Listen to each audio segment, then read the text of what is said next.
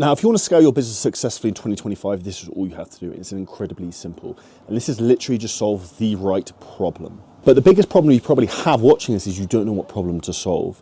And this is something I see over and over again. And in this video, we're going to go through some of the trainings I gave our Dubai Mastermind event with 150 of the best trainers in the world, giving you tactical information, and I give you snippets and commentary as we go through these trainings.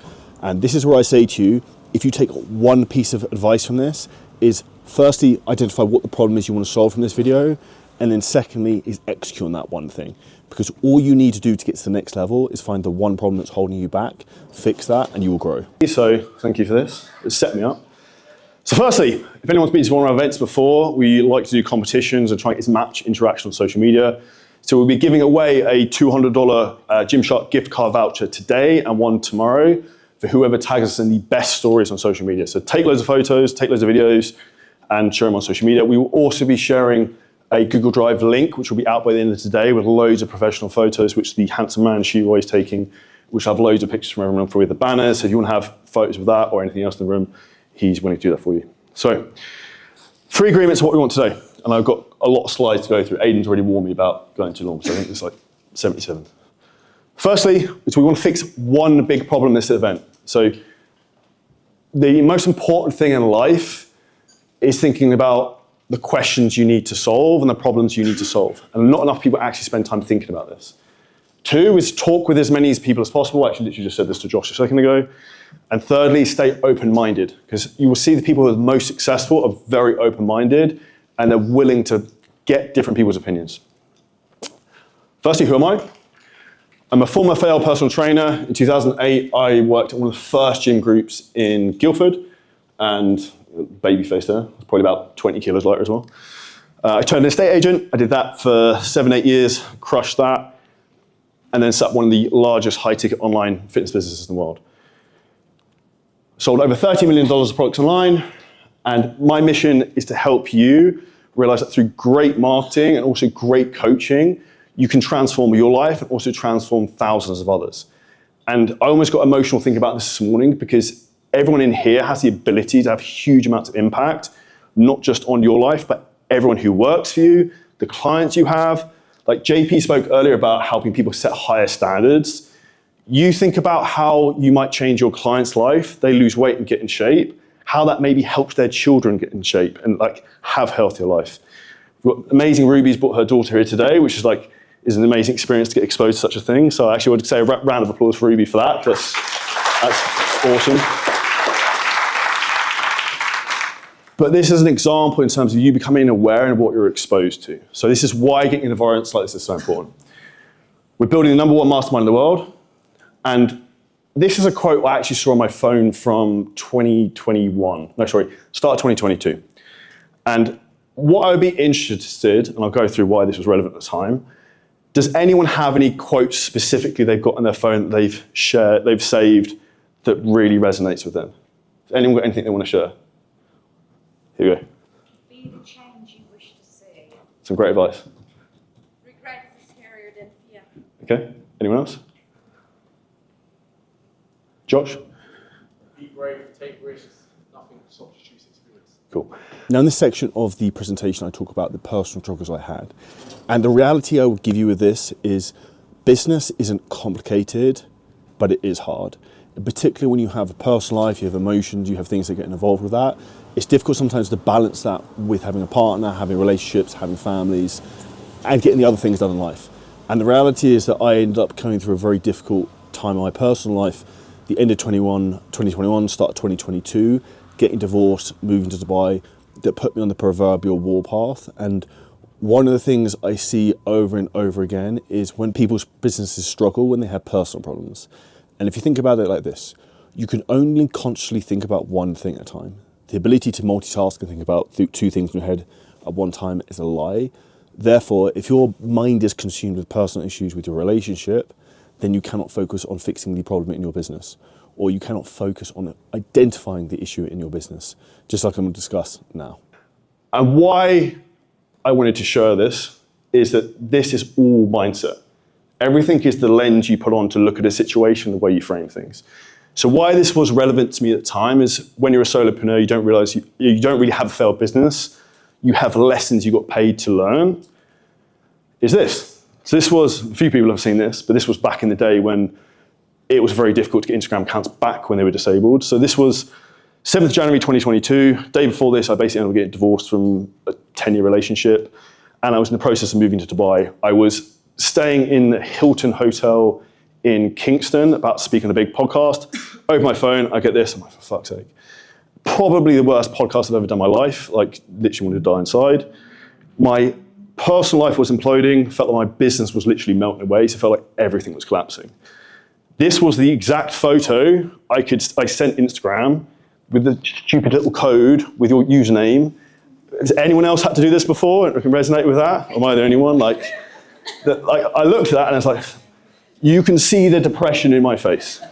Like, I was like, fuck me. I've actually still got that sweater somewhere in it. It gives me PTSD, like, looking at it. 13th of January 2022, I got my account back. And this was actually, I remember a distinct moment. I walked into a coffee shop in London and I literally opened my phone. I was like, fucking start shouting. People looking at me like, what's this guy doing? And anyone knows the UK, like, no one does anything like that. So they like literally thought I'd robbed someone or something. But interestingly, that was a big James event over there.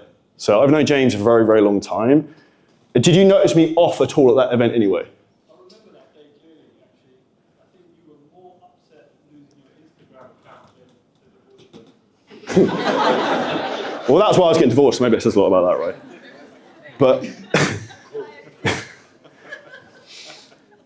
the reason I share this is at that time, my personal life was collapsing. My business life felt like it was collapsing. But that taught me a lot of lessons. Because a couple of months before that, November 2021, we hit our first 300K month over Black Friday. Actually, was more than that, it was like 330. And I started to think I was Billy Big Shit, like untouchable. Because anyone who's had momentum and success in your business, you realize as quickly as it comes, like quickly the rug can be literally pulled underneath you. So the most important thing is that when you have success, is you need to stay humble and keep learning and get in the right communities.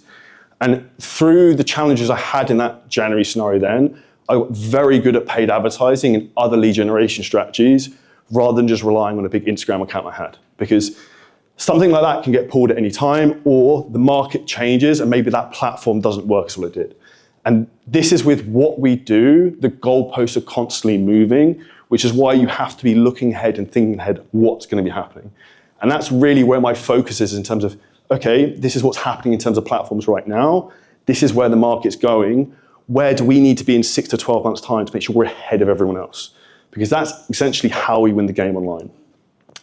And two things solve problems. Does anyone know what these are? Because I say this a lot. There you go, Simon. What are they? One is money, two is people. Because if you have money, you know the right people, you can pretty much solve anything. And even if you actually look at the US election, Elon Musk, for example, was paying people basically $1 million to go and vote in like raffles and stuff. It says a lot from that respect. Now, how do we turn the money printer on your business? In 2025, we'll have a big problem. Traffic is getting unpredictable on social media. You can go viral, but with completely the wrong people. Who here's had a video pop off and it's just bought in rubbish leads? See, JJ, Simon, you had a video get like 10 million, like loads of people, right?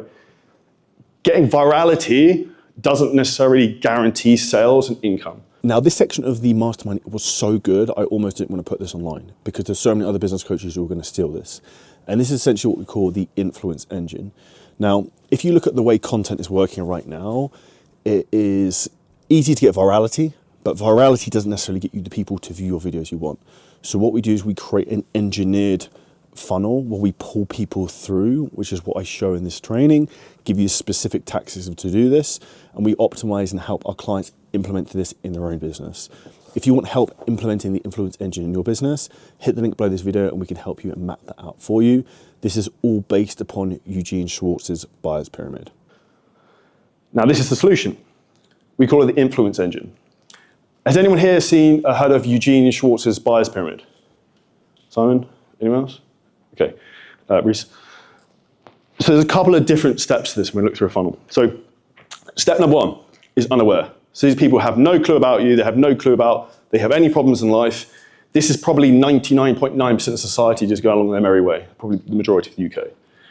Now, the second thing, problem aware. These are people who realize they have some type of issue, but they have no way to solve it.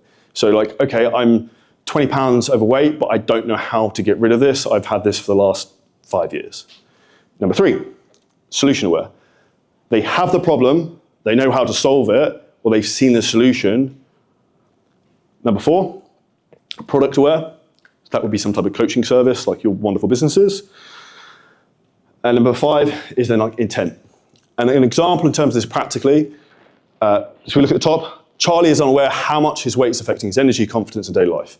So how many people go to like members of my stage agent's crib specifically, particularly guys like 55 or whatever, who would have like digestive issues, like really low energy, just felt terrible. Have absolutely no idea like why or even realize this problem. They just think that's normal. 7.2, problem aware. Charlie started feeling frustrated with his appearance and health. Nothing, he felt tired. He felt tired and sluggish often. So he's aware there's something wrong here. Number 3, solution aware. Charlie learned that fitness programs could help people like him lose weight, build energy, and feel better. And product aware. Charlie found out about Charlie Johnson Coaching, a program specifically done for people looking to shed body fat and boost their fitness.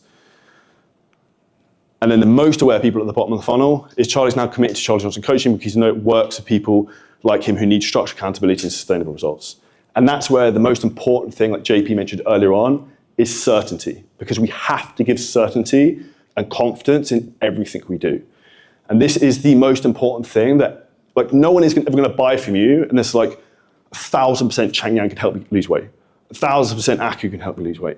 They have to believe you can do it, and they have to have that conviction in the way you communicate and also the content you put out. Now, essentially, how do we use this to our advantage in terms of bringing people through that type of funnel? Stage 1 is you create 2-3 problem-aware pieces of content with like comment CTA for a guide or even like a direct message to DM in.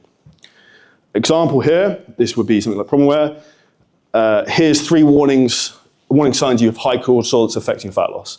People don't even realize this is the reason they're not losing weight. It's probably actually one of the things that affects me sometimes, like stress levels being higher. People have no idea. They don't realize this is a problem, they're just going along the merry way. So that would be an example in terms of something being problem aware. First time we actually posted that on my main account, that went nuclear, and it's very, very easy real to do. So I would probably suggest doing that. Second thing is you then create 2 to 3 solution aware pieces of content. So we've made them problem aware. Stage 2, this is an example in terms of here's how eating a dessert can actually help you lose weight. So talking about consistency with your diet, you can actually adhere to it. Maybe actually having reduced cortisol because you have something you enjoy that increases dopamine levels.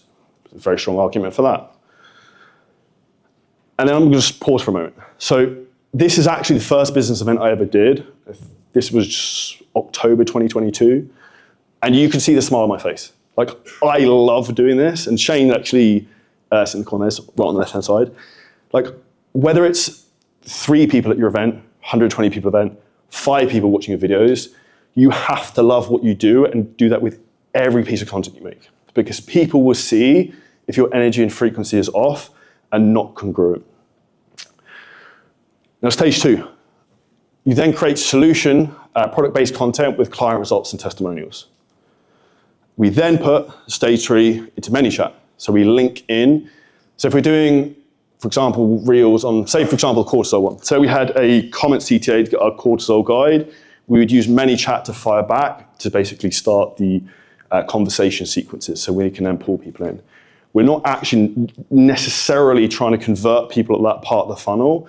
We're just trying to bring them in, warm them up, and build the know, like, and trust. Because scarcity online is at an all-time high. And in my opinion, will probably just keep going up, which is why you need to build people, build rapport with people. And you also need to have people have multiple touch points to come through a process. Buying cycles generally are getting longer now because of this. So we want to set up ManyChat flows off the top of the funnel, starting conversations. You can give value, send them through lead magnets. You can also create broadcast lists where you can message everyone at once. So a great example of this, if you've got a podcast, YouTube channel, some type of asset, you can drop that out. If you've got, for example, a Black Friday offer, you can drop that out, which is something we're going to come on to. And then you also obviously can collect prospects' emails, numbers, which is creating owned media. So you can outbound dial those people, you can WhatsApp them, you can create Facebook ad targeting groups on that as well. And basically, with this process, what we look to do is we then turbocharge this by running paid ad traffic through it. So essentially, we start with the first unaware, problem aware. We could boost reels from there. And we basically retarget throughout that process. So we would say, for example, the first 3 reels, we will boost those out quite strongly on a heavy paid ad spend, not heavy, but like relative. Like the majority would go to the cold traffic. And then we would start to retarget the people who viewed over 50% of those videos. Example of this is here. So on the left-hand side, these are top of funnel videos that are being boosted out. We will then retarget people who've watched more than 50% of those videos because those people are now problem aware and they also know something about me, not like directly super cold. Now, this is something, Nathan actually, I mentioned this to you wherever you are, he's done part of this already, is retargeting the middle part of your funnel with some social proof. Nathan, that's already made a difference to your business right away, right? So 2,500 clicks on a booking link by retargeting the middle part of the funnel with the right type of content at the right time. And this is where we need to engineer what people see at the right time in the part of the process. Because if you're trying to hammer someone with a cold ad and they've never seen you before, buy my fitness coaching program, they're not going to buy. But if they've watched like 6, 7 different reels and been through loads of your content, and they start seeing retargeting ads as social proof, the likelihood is they're going to buy is going to increase dramatically because the certainty is coming, right? Because they see over and over and over again results. So the audiences you use this, you want to be very specific. We'll be particularly building this out with the CEO clients we work with. If you're not already doing 30K plus per month, I would probably just purely focus on the retargeting funnel, your warm audience. I wouldn't worry about just trying to blast traffic through the top end. You should just try and get the top traffic to come organically for now and really nail that down before like potentially overspending on the ad side yet. There's a time and a place. You need proof of concept. Now, Black Friday 2025. We can do questions at the end on this. Black Friday 2025. Raise your hand if you launched a Black Friday offer. Keep your hand up if you're already making money from the Black Friday offer. Cool. So if you're in the room and you haven't got a Black Friday offer, you clearly hate money. So this is, I've taught all of our clients this already, but we're going to go through some of these things now. So, I'll skip that one. That looks quite funny.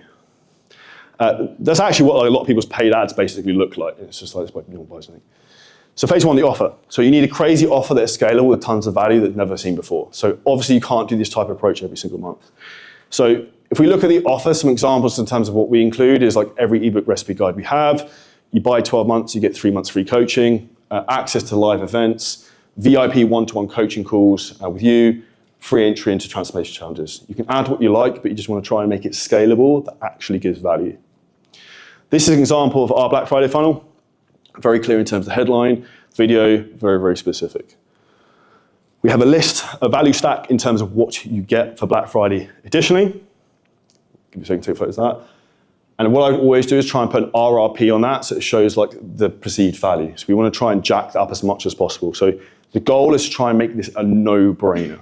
And that's essentially what marketing is like. Well, I have absolutely no decision to do this. If we look at traffic, so we want to follow up with every non-closed lead this year with the Black Friday offer. So like email, WhatsApp, calls. I mentioned about ManyChat, an IG broadcast list, hammering through that. You want to be going through organic content on IG, Facebook, LinkedIn, YouTube community pages, like Pinterest, anywhere you want. Paid ads in Facebook, and obviously shout-out pages work very well, in particular in specific niches. Kyle, wherever he is, has got a 10x ROAS on gay shout-out pages. I don't know where he is. There you go. And then obviously your email list. So examples of follow-up messages. Hey, XX, would you be interested in up to 3 months free coaching? We've just launched our Black Friday offer, which has some crazy added bonuses included. Up to 3 months free coaching, every recipe guide I've ever made, every training guide ebook we've ever made, lifetime access to our group community. If you want to get in the best shape of your life in 2025, so this is an important thing for Black Friday to talk about next year, then this is a no-brainer. So if I'm waiting for on this, reply back Black Friday, limited to 7 clients. So you want to add some scarcity to it.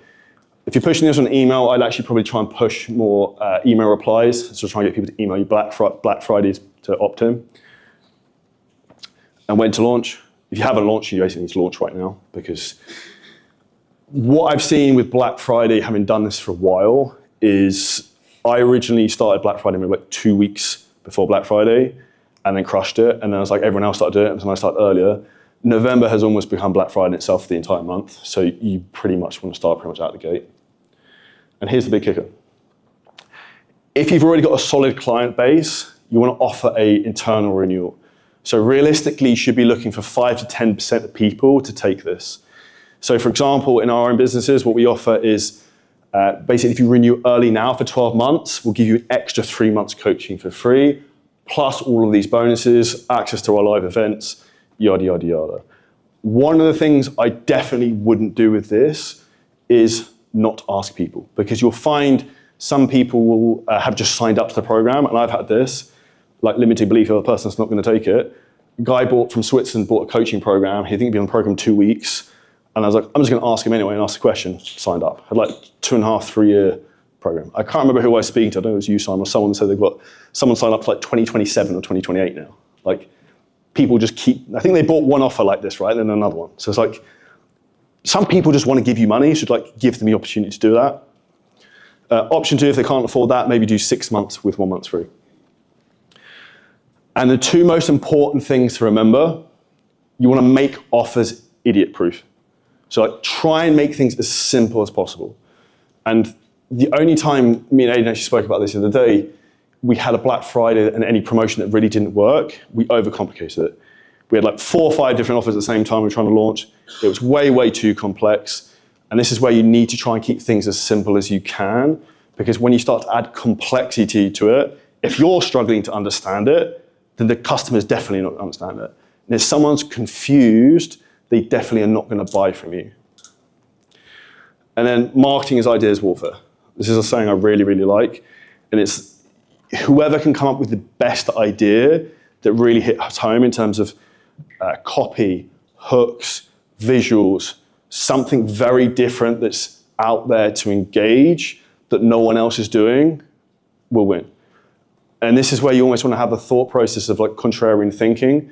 Do the opposite of what everyone else is doing. Like, if you're working in a specific niche, how's everyone else marketing like that? How can I market very different? How can I look different? How can I stand out more? How can my messaging be different? And be very specific in terms of is who you want as your ICA, like ideal client avatar. If you haven't done this before, I'd write down specifically who it is my perfect client. And the second thing I would do, and this will make you way more money, and particularly if you have a sales team, identify what the definition of a layup is on a sales call.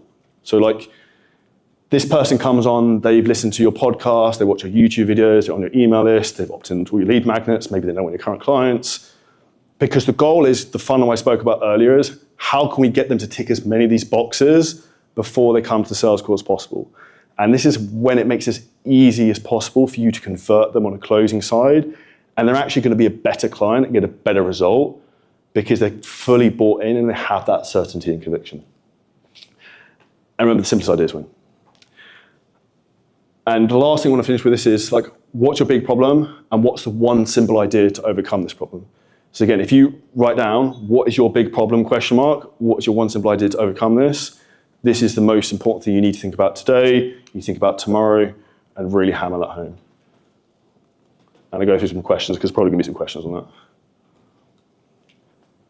Do you want to grab the mic? Aidan, A couple of mics. yeah. Are we on hand tied?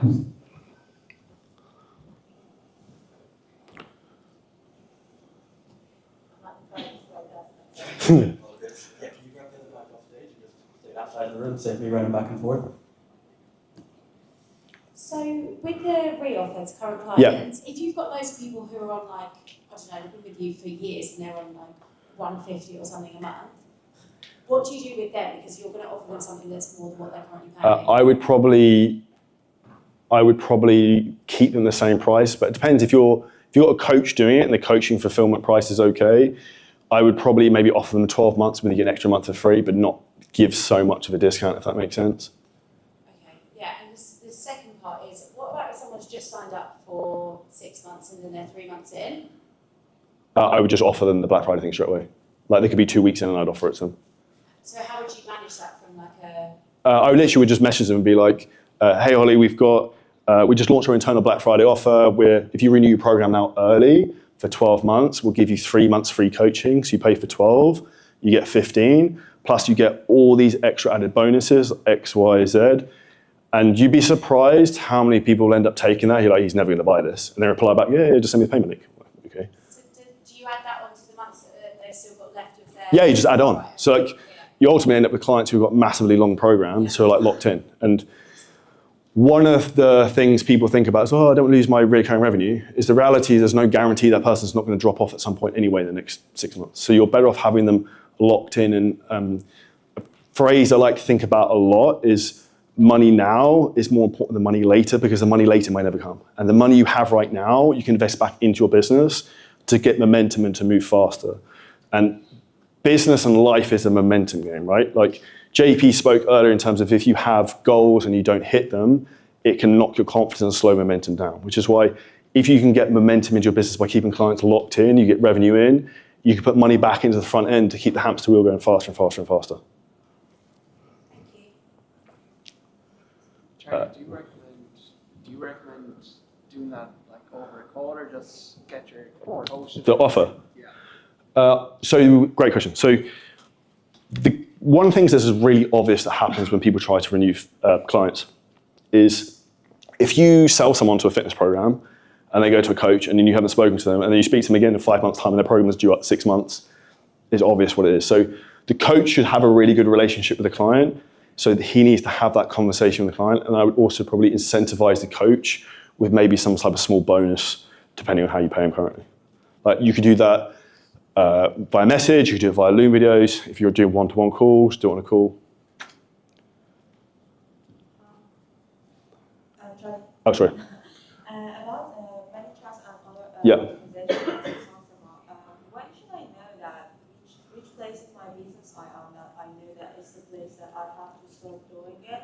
Because about hiring people in the team, you said that when you get this amount of like monthly income, okay, it's time to hire some people. But how about this optimizing my system? Because I'm in a place that I'm not so much in the traffic, but on the other side, I feel that I'm enough in the traffic that I don't have much time to so much communicate with one-to-one people, and I'm losing maybe people that they can be my clients. Is that from slow response times? Yeah. Are you doing the setting yourself? Yeah. Yeah, so I wouldn't then look at automations for that, because ManyChat, and we do it at high level as well, is really good at responding to first messages, replying to comments, sending messages. But it's terrible at trying to take a whole conversation through. So then like one of the most important things to think about your business is like the highest leverage thing you can do would be then to try and find someone who you can pay, who can do some of that messaging for you. And essentially the goal, that game of business is you make your time more valuable when you step out of certain job roles and you slowly like move up the ladder as your business gets bigger. So at the beginning, you need to, I'm not going to use the expression eat shit, but to some degree you do. You have to just do everything yourself, and it's like all action. And then eventually you scale yourself out to get other people to come in to fill certain job roles. And bringing someone in as a call setter is probably one of the quickest ways you can scale your business. But again, it comes down to finding the right person. So like an automation tool won't necessarily solve all those problems. Okay. Like if I bring an example from like iOS system, Yeah. I like their system, but I'm not, my business is Yeah. very far from iOS. I just want to know that when should I start having systems sending emails, like automatically sending. So ideally you'd have that from day one, but like something you have to think about a lot is you only have so many resources and so much time. So you can spend a lot of time quote unquote messing around implementing stuff that you don't really need yet. So at the beginning I'd focus, okay, the quickest way we can get people to book in on sales calls and then I can sell them onto coaching programs would just be organic content and messaging on social media. And then as that starts to scale and you get your time back, you can then focus on other things. I would say an ideal scenario, you'd have a CRM system, an email list, all this stuff set up from the start, but it's not essential. I'd say once you're over like 10K a month, then that's something you need to really have in place. Sorry. Oh, okay. What would you suggest to do because you said that in marketing you should do the total opposite that everyone else is doing. So, for example, because the Black Friday is the whole month, November, if you would do only one day offer, only Black Friday offer, and you would build the hype for it on your socials, what would be the best way to attract the most leads and the most customers during that day? The only concern I would have with doing it on one day, the reason I like to do Black Friday offers earlier is because, say for example, I'm holding back, not put my stuff out there, and then like you're a potential client of mine, and then like, I don't know, Amazon has an offer for this amazing TV on Black Friday, and you go and buy that, and like, well, I haven't got any money to buy a coaching program now. So that's why we almost want to try and get in there before anyone else. I would say for you, if there's something you can add, like your like celebrity status to some degree in Finland, right? Is there something you can do to try and leverage off of that, where you've been on TV, maybe like for the 10 people come over, if you come over to Dubai, I'll train with you in person, do X, Y, Z, try and add something so like, this is the only time of the year I'm ever doing this. What's something unique that you as a person can do that you have that gives you an advantage over your competitors, if that makes sense? Or even if you've got like, I don't know, famous other friends in Finland who like, it's going to be me, it's going to be a Tuomas or whoever, like you can come train with the three of us, do X, Y, Z, and we're going to include this for people on Black Friday, something like that, that's just like, this would be awesome, I definitely want to do this, almost just to do that. Train a bunch of people. Charlie. Okay, sorry. With the retargeting in the middle of the funnel, Yeah. obviously it's like a B2B video show like a testimonial for people. Great question. So you're going to ask what to put there? For like fitness. Yeah. So what I would do, I would literally even have, like we got loads of photos on fitness, was like clients with like, they hold their trousers like that, they've lost loads of weight, and then like, here's how John lost 15 inches off his weight, just as like an image. You could have someone holding like a text thing, like just think, how can I do this without having like a before and after photos? Like there's a lot of things you can do, visual representation, or even like, I don't know, say Mez and Rach work in the wedding niche, right? Here's a photo of somebody on their wedding day, and here's how Marie lost 10 kilos for a wedding. Like just use something that's almost the thing that people want at the end, but it's not a direct before and after. Or if you've got permission for, maybe you work with parents, you could ask, like say someone had an awesome photo of them playing football with their kid or something. Like here's a photo of Harry and his son playing football. He couldn't do this 6 months ago. This is how we did it. So it's just the image and some compelling copy. Yeah. But just nothing. You could add video retargeting to that, but I personally think graphics work better. And what you want to do is you want to make it look like an organic post, because essentially what we're doing with, let's go back. What we're doing with these funnels is we're like manipulating this whole thing. So we're trying to show the exact thing at the right point of time to the person. So someone's come through, they've watched a couple of reels, they're already starting to like your stuff, they're problem aware, they know you've got a solution, and then they keep seeing in their feed all these people you're helping, and they're like, well, this Harry guy is changing everyone's life. It's like, well, it's 2025 soon. It's like, I've been saying I'm gonna get in shape for the last 5 years, and then he'll see something that will trigger him, and they'll be like, oh, he'll message you. And what I would also do, so is having the tracking down on that, I would send those retargeting ads direct to a book a call link, not to DM message, because they're warm. So like I would send them straight to the call rather than to a DM, and like not even a complicated funnel, literally just like Calendly embedded landing page, so you can track basically the URL. Does that answer your question? Yeah, cheers. Is any other questions on that? Because that's probably good. Just before we jump in with the next question as well, in terms of the automation and things like that, one of the most important things to look at instead of how to automate things is how to track things. So using things like tags, a lot of people who opt in on a Black Friday offer might not actually take action until January. Exactly as Jared said, right? People are going to spend money through other websites, other platforms. Generally, a lot of people put till January for their fitness. So anyone who you are pitching a Black Friday offer to, make sure that whether you're using Go High Level, whether you're using Meta Business Suite, you actually have the tags in place for this, so you can do a follow-up sequence. A lot of sales will come from follow-up sequences. I can tell you statistically our buying period is 32 days on average from a lead coming through to then converting. So like the buying cycles are getting a lot longer, and we have like nailed in ad tracking software for that. Simon? How are you distributing the ad spend through the... So what I would do is probably spend 70% at the top of the funnel and then just retarget each layer and break it down off of that. the bottom end of the funnel, you don't need huge amounts of spend. So like the direct, very bottom most aware would be like really direct CTAs, like videos calling people out. And then I would retarget like solution aware to product aware with like the social proof. So those people have already seen a few reels, and I put the top ones all in like a CBO campaign and just let them spend. Would you say send long form content? Yeah, so like ideally on the top videos, what we would try and do is try and create something where you're giving them maybe a lead magnet that maybe is like, we mentioned today about like YouTube videos. You start to pull them into, like, the way I like to think about marketing now is a spider web effect, because people can have multiple touch points. So you just want to pull someone in and they want to get stuck, and then they're on their email list, and then start watching your YouTube videos. They listen to podcasts. Like, you're trying to come around them at all angles. So like if they're watching you on all platforms, then they're also getting the retargeting ads. Like, who are they going to go to when they want to get the end result, which we know they want the result if they're already coming through to the bottom end of the funnel because they're already watching stuff about how to solve the problem. So they're not going to be watching over 50% of a reel in terms of how to lose body fat if they don't need to lose body fat. So we're hitting a super warm audience. What's that, sorry? Can you retarget what people have watched a certain percentage of the YouTube video? You can on YouTube, you can't on Facebook. So you can't across platforms. So YouTube for fitness ads, I find doesn't convert well. Ryan's probably going to tell me the opposite. Different offers, and it has probably better targeting to some respect. But on Facebook, you can't. But you can retarget the percent watch time on the reels, and the type of person who's on Facebook, Instagram tends to be very different than demographic maybe on YouTube. Keith? Is there a certain like time frame that we're waiting for to go to the next stage of that retarget, or is there certain metrics? Literally, all we're looking for is watch time of the reel.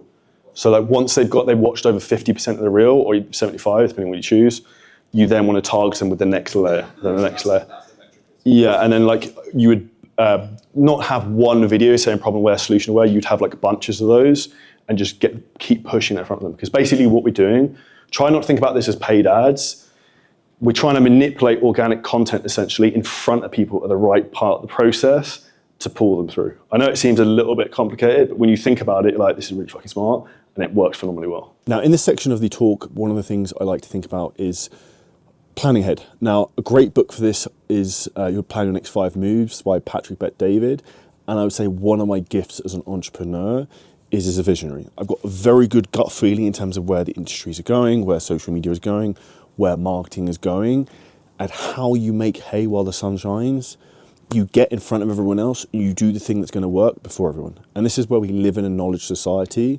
The people with the right knowledge who execute, scale their businesses very quickly, get a life of time freedom, location freedom, and financial freedom. And we're going to share with you the wisdom in this video of how to do this. I would try this as a completely different ad strategy. So if you think how a lot of us now are running Reels top of funnel to get followers, we're basically doing that, trying to get the followers, but then actually doing with something with people further down the line. So like a lot, like I think Simon, you said, I don't know how many people you bring a day, like loads of people to your account, right? But at the moment, you're not doing anything with them specifically after that. Is how do we pull people through each step?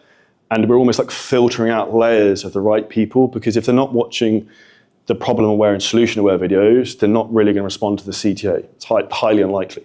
But if they've watched 5 videos of the solution aware and they've watched half of them, they're probably pretty aware in terms of, okay, who Simon is, what he does, and he actually knows the things to solve their problems. So they're going to be very hot prospects. Okay. Would you keep maybe like the creatives the same, but just use different keywords? So you can actually test between the two as well. Sorry, I didn't hear that one. Would you just test between like the two using different keywords, and so the one that's been retargeted? Yeah, I would use different keywords and try and be specific on the tracking with that. We've also built out using Hyros UTM tracking code, so we can track specific words longer term. But one of the reasons why a lot of the CTAs we would send, say like retargeting social proof direct to a call booking page, is it's very easy to track that person specifically came from here. So okay, cool, that person came out of that system. Actually? Am I right in saying that can you track anybody that's watched over, say, 50% of the reel and then retarget them directly? Yeah, that's literally what we do. So like, say for example, I make a reel at the top, I think what example is. So So at the top, I'm going to put something broad out as the first video. This person's unaware they have a problem. They watch 50% of that video. I'm then going to retarget them with a problem-aware video. Say they've watched 2 to 3 of the problem-aware videos. I'm then going to, I'll retarget people who've watched over half of that with a solution-aware one. The product-aware one, I then retarget with half, and you just start to pull people through. Is how to do that on the school? Not yet. I've only made this 3-4 weeks ago. And I've been trying to hold back talking about it, so I get excited. That's why I mentioned it in passing accidentally to Nathan, who's already done some of it. This is why I left a lot of time, so I thought we'd have a lot of questions. Charlie, have you tested the different proportions of when you're retargeting if people now know you, the amount to which they like and trust you? So what we're going in with a little bit more of? The buyer awareness of who you are is going to be way higher. It's going to be way less skeptical. There's not a metric are going to be our ROAS is 5 to 1, you can't, our trust score is 5 to 1 or whatever, but 100% they will know who you are, and it's way easier than if you've run a direct SMS ad and I just saw your ad, Millie, I don't really know much about you. It's very different than they've watched 10 reels already. They probably scrolled through your other stuff. If they message in for a lead magnet, maybe on an email list, they've seen your podcast, you're pulling them through a lot of different stuff, which is ideally what we want people to do, is absorb as many different things as possible. Long form content's brilliant for that. You don't have to get tens of thousands of views. If you can get 100 views of the right people, that can be a lot of money for you on the back end. Okay, so say for example there's maybe 2 to 3 retarget reels that Yeah. go out that they then feed into get this training but it sends into a YouTube video, get this training but it sends into a podcast. Yeah, so I'll give you a good example. With the social proof. Yeah, so the middle chunk is where you want to be pushing social proof in front of them.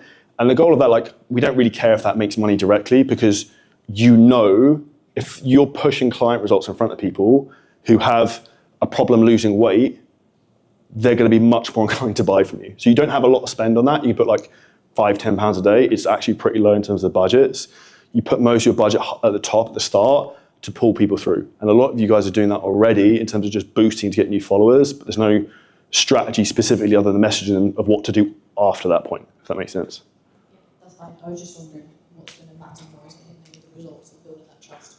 The reels and them consuming the content will get the trust, and the results will give the certainty. Because if you're okay, I like this person, I resonate, I like their energy, the way they communicate, and I keep seeing another person, oh, that person's like me, they'll start to buy in way, way more. They have the trust, but then also the certainty you can help them get what they want. Ben? If you're making content and putting the call to action at the end of your target, people that watch 50%, then you're better to actually move the call to action further to get more. You could do, but I think some people would drop off at that point anyway. Because if something seems addy, people are off.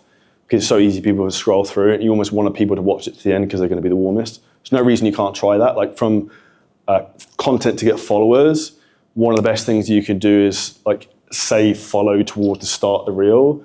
I gave an example in terms of here's how to eat dessert to lose weight. My name's Charlie Johnson, I've done XYZ, follow for more fat loss tips. This is why I eat cheesecake on Saturday night, because it helps me do XYZ.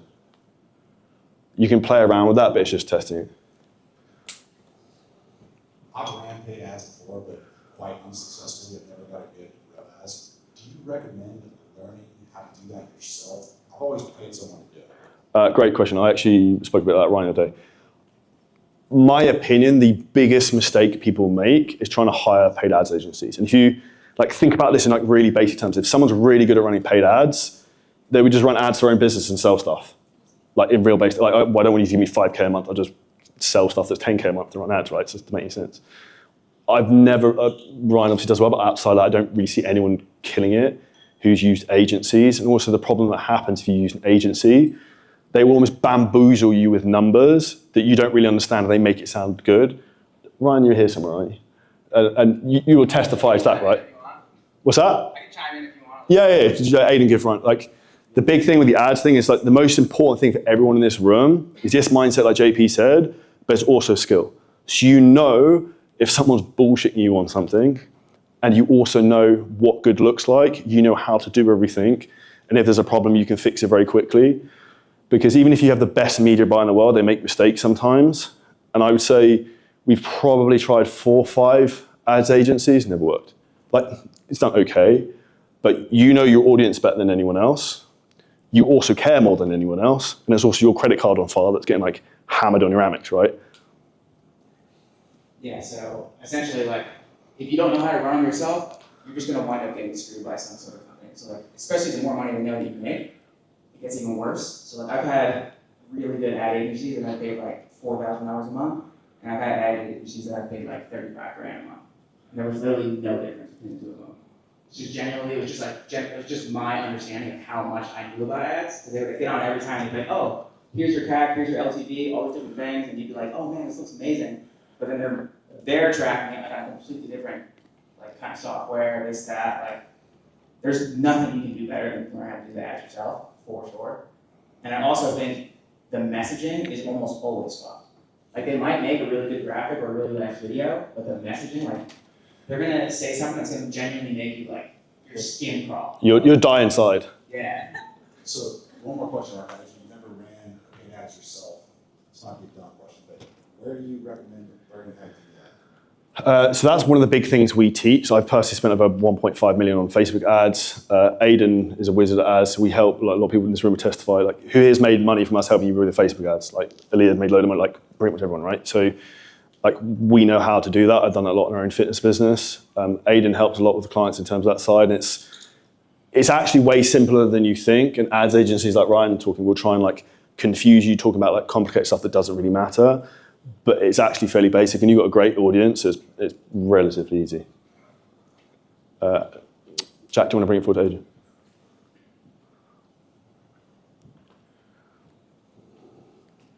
Charlie, would Meta... Would Meta flag if you put up a before and after the client would close on? Like, I was... What you could do, so like we spoke about ads, there's a photo somewhere, I'm sure. This is the type of thing that would do very well as a retarget ad. Like, here's how my client Danny, who was a CEO in Germany, lost 20 kilos and got abs the first time, and people comment on Instagram saying he looked like he's from 300. That's a cool ad, right? If you didn't have a photo with font though, and let's say like they went from like an Excel to a medium, Yep. before and after book with no sketch. Well, even ask them, like, Adrian, would it be okay, like, when you started, you said, if I helped you completely change your life, you give me a great testimonial, could you hold up a photo of you with your old t-shirt that I could use for some advertising? Like, that would look sick, right? Even shows on side by side, they don't always, because you'll have people who, and I'm sure people in the room as well, who do run side by sides. They can go through, but they tend to have really bad reach, and also anytime up to like 2 weeks after, 2 months after they go out, all of a sudden you can have them all change to right triangles and affect the account. So even with clothes on, I have seen it get flagged side by side photos. And we actually did this, I think, it was side by side of Charlie, it was a personal story, going from like real estate to fitness, and because it's the same person, we even clothes on, and it did actually get projected on it. So generally, anything side by side, because the targeting, like what triggers it, is done by AI at the moment.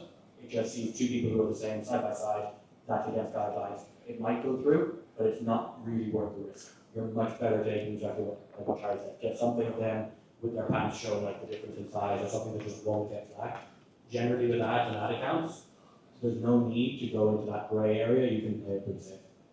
I would also just think, when you're thinking about like social proof you could share on the retargeting ads, what's the specific desired outcome your clients want? So if it's they want to look great to go to Ocean Beach in Ibiza in the summer, then get a photo of someone Ocean Beach in Ibiza shredded out the face on like one side of it, and on the left side have some text talking about how Liam did X, Y, Z, and here he is now. Any other questions? Josh? Aidan, do you want? Josh is so big he needs 2 mics, one for each bicep.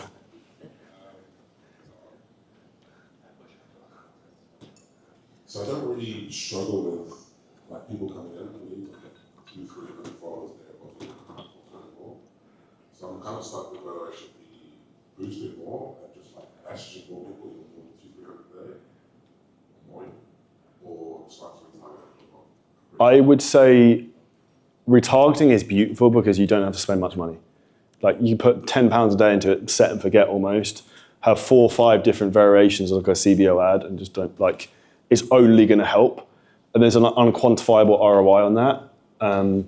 But I would be very surprised, because if you think about human nature, right, we're all skeptical of everything. Like everyone probably here probably thought I was a scam at some point, or like you were very skeptical of me at one point.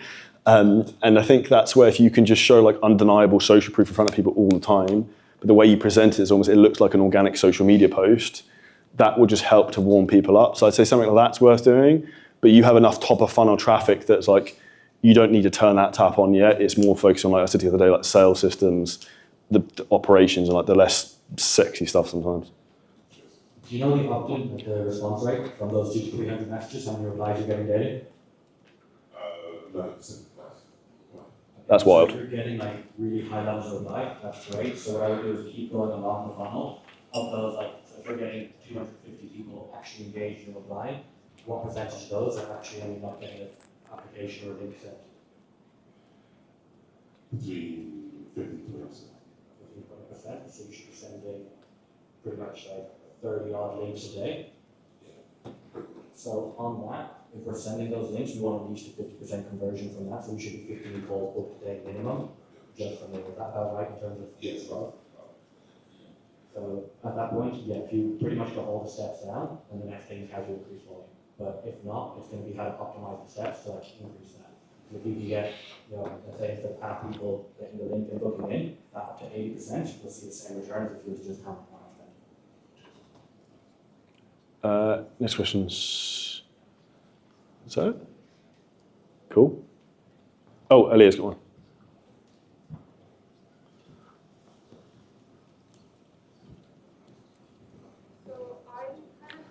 Sasha, can you turn the mic on, I think? Thank you, sorry. With like nurturing the leads before they book in, because sometimes it's like they'll find my page and book it for the same day, and I don't want to. It's too fast. Spam them with like a bunch of like long form content and stuff. So what would you do in that case? I would try and think what's the biggest reason they're skeptical? I mean, for us, it's mostly people like thinking that in-person training is better than online. Okay, so I'd probably make something specifically, like this maybe like a 6 to 8 minute YouTube video you send to people before the call, which is like, I wouldn't even talk about that in the title, but that's where you just make, you talk about, it's turned off now. You talk about making people aware, you connect the dots for them in their head, like, that logically makes sense, that it's not, if my goal is to lose weight, it doesn't really matter, like, what I do in the gym is actually me eating my calories and someone keeping me to do that makes the biggest difference.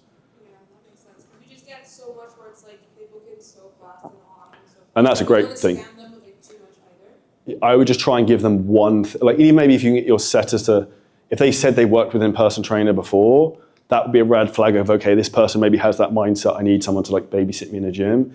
Maybe you make something that's like 6 to 10 minutes long that you send through to people, which you could frame as the 3 biggest things that can help you in terms of fat loss. And you talk about point number 1 is maybe why it doesn't matter what you actually do in the gym, it's about what you do as a broad over the week. Like, even I started this with, it's not about intensity, it's about consistency. It's the same thing with them in the gym, as they can kill themselves for 3 hours a week, but if they're eating a bag of Doritos every day, and like every hour, it's not going to help. With that Black Friday landing page that you have, Yeah. is that something that you send, like, is that after they book the call? We send them direct into that with the offers and stuff on there, so then they can see all the bonuses, and it looks specific for that, if that makes sense. So is that like if they click on an ad, or is that within? If they click on an ad and in the DM conversation, we'll send them that, then rather than directly to Calendly. And when they click that link, it will then open a call booking page. So it'll go through to like a landing page, a video. Hey, we just launched a Black Friday offer, blah, blah, blah, blah. The bonuses are below the button. They click the button, then it opens a call booking page. Does your coaches review form tips? Sorry, say again? Does your coaches review form tips of your clients? Yeah. So how would you be able to use it so that you say that you have your PT directly in the gym everywhere, every time you are training, Yeah. as long as you just send the clips instead of the one PT session you have once a month or once a week. We try to get like on the sales call, like my coaches will show them like screenshots of like WhatsApp chat to like look at what How our about a clients YouTube get. video that you would send before the call? Yeah. It could be something you can mention in there as well. Yeah. I would actually like write down, okay, if that's the big thing that's a problem, I would then like, okay, how's every way I can tackle this? And you almost mention that in the video, but you don't directly take it head on, but you just make them aware, if that makes sense. Because almost like when you plant the seed with someone, the seed will then fester and start to grow. When they come to the call, they're like, oh, I saw you mentioned that in the video, that makes sense. Thank you. Cool. Anything else? Dom and Laith. So we're running a retargeting app that's doing really, really well. So we've got about 50 quid a day. Instead, should I add more spend to that because it's doing really well? Or should I run a different ad? Two things. So what's the frequency score and what's the ROAS on it? Well, we've spent, I need to get the numbers, Okay. we've spent. This is the most important thing, do you know what I mean? Like, that's what he makes it. 1,500 quid over the past 6 weeks and I've got about 15 grand. Okay, and the number one rule with ads is don't turn them off. I said that to you, Cheng Yang, the day about like you had an ad that was profitable, don't turn it off, then you actually have another sale come through. So like, I would even maybe leave that in place and then sub other retargeting ads around it. You can't load more. You could, but which is why if you know what the frequency score, which is how frequently a person is seeing that, if it's over 4, that's generally where you want to start cutting it off. Because if someone's seen a direct ad 4 times and they've not like bitten at that point, it's not as efficient. Could you try doing like a similar kind of ad? You could. Yeah, so I would even get the same ad, but just target a different audience in your funnel maybe. Yeah. And I've got Ollie and Laith. And we'll make these the last 2, and then you can ask me any questions specifically afterwards, because just where we've got Ryan on after. He's ready to rock and roll. So I know you can't make false promises Yeah. like retargeting ads, but can you say, for example, Harry lost 8 kg in 10 weeks, the only Black Friday and all? You 50-50, you might get away with that. I think so. What do you think, Aidan? It depends. Sometimes you would. The time frame's the thing that. You're generally back into like a grey area. So Yeah. You have to make promises. Now, when you do it from the point of view of like, here's a story about a client who did this, you're not necessarily making the promise of like, hey, you can achieve this too, but it is coming up to that grey area. And kind of the same thing about side by sides, it's not manually reviewed anymore. It's all going through a system. And if AI picks up and thinks, you know what, that's too much on the line, again, the risk isn't really there. Now you can say like, you know, you can get away with like 8 pounds by New Year, right? You can use like vague time frames because it's not necessarily doing it in terms of a calendar. Whereas if you were to say like lose 25 kilos by December 31st, it's too specific that can actually trigger it. So keep it like, generally you'll always get away with like as long as it's realistic, right? Talking pounds, talking like a genuine short time frame that would be possible, and you're pretty much safe. But anytime you're making a promise, again, you can launch them, you can have them go through, but they still can get. Like even a way you could frame it is like Ollie lost 20 kilos this year. Ollie lost 20 kilos in 2024. Like that's the only thing that's a bit grey. Since starting as well can work because it's like vague and it's the results in the number that people are interested in. They want to see like that drastic change or like, you know, put it in pounds and do like 60 pounds or something, right? Like you can put it higher and stuff, and that will be fine as long as you're avoiding like a goal or like a target and a time frame. And you'd say to get them to book a call straight away as opposed to send a message? If it's on a retargeting ad, yeah, probably. If it's the one with a social brief and you're targeting people who are pretty warm and watch a lot of content. Yeah, the biggest thing like direct call booked as well is like volume. So if you're not having a huge amount of volume in the inbox, then it's generally easier to funnel people through the inbox because you can do your follow-ups, you can do different things. Direct to call booking works great as well when it's like that volume issue where you don't want to be taking like these conversations or you're worried your inbox will get buried. So if you're doing 250, 300 messages a day, direct call booking works great. If you've got like 15 to 20 messages happening in your inbox, like have the conversations because you can get better volume. Cool. I'll go Tana and then Laith.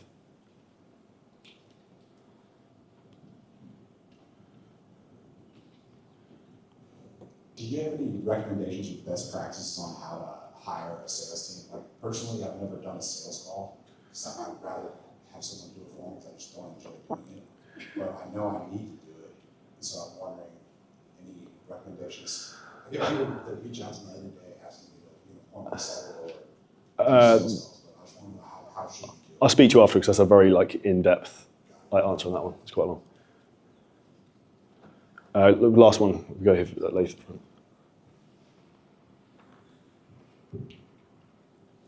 So I'm using ManyChat for CTAs. Yeah. So my CTA is just straight book a call. And I'm getting, like, on a daily basis, 6 to 8 calls, Yeah. which I think is good. And by the way, I'm not running ads. Yeah. If it works organically, will it work on ads? Like the same way? 100%. As long as you get the targeting right.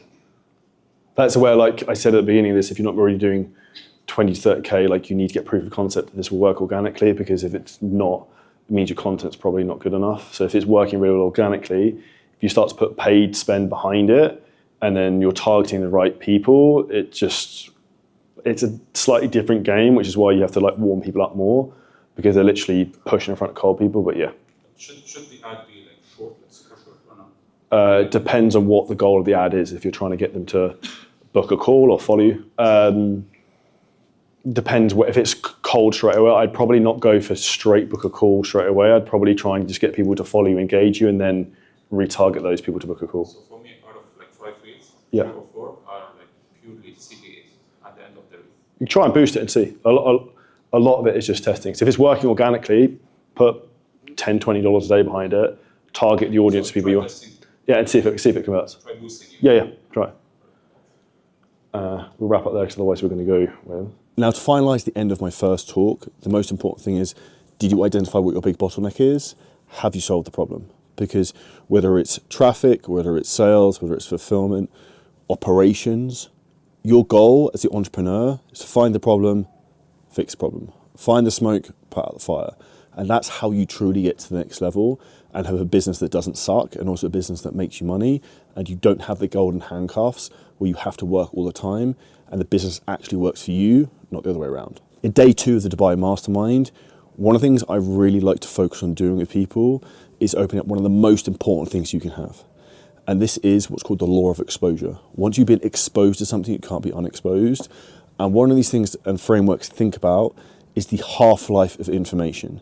Now, the half-life of information and things that work is getting quicker and quicker and quicker, which means generally the things that work now, 50% of those things probably won't work in 12 to 18 months' time, like I'm going to explain in the video right now. And I would actually add, a lot of the things that I used to think weren't important, I now realise in hindsight are incredibly valuable. And people think company values, why is this important? If you actually look, a lot of people raise their hands in this room are the people with the biggest businesses. So like the analogy success leaves clues has a lot to say about that. So if the people with the biggest businesses are doing that, then you probably should too.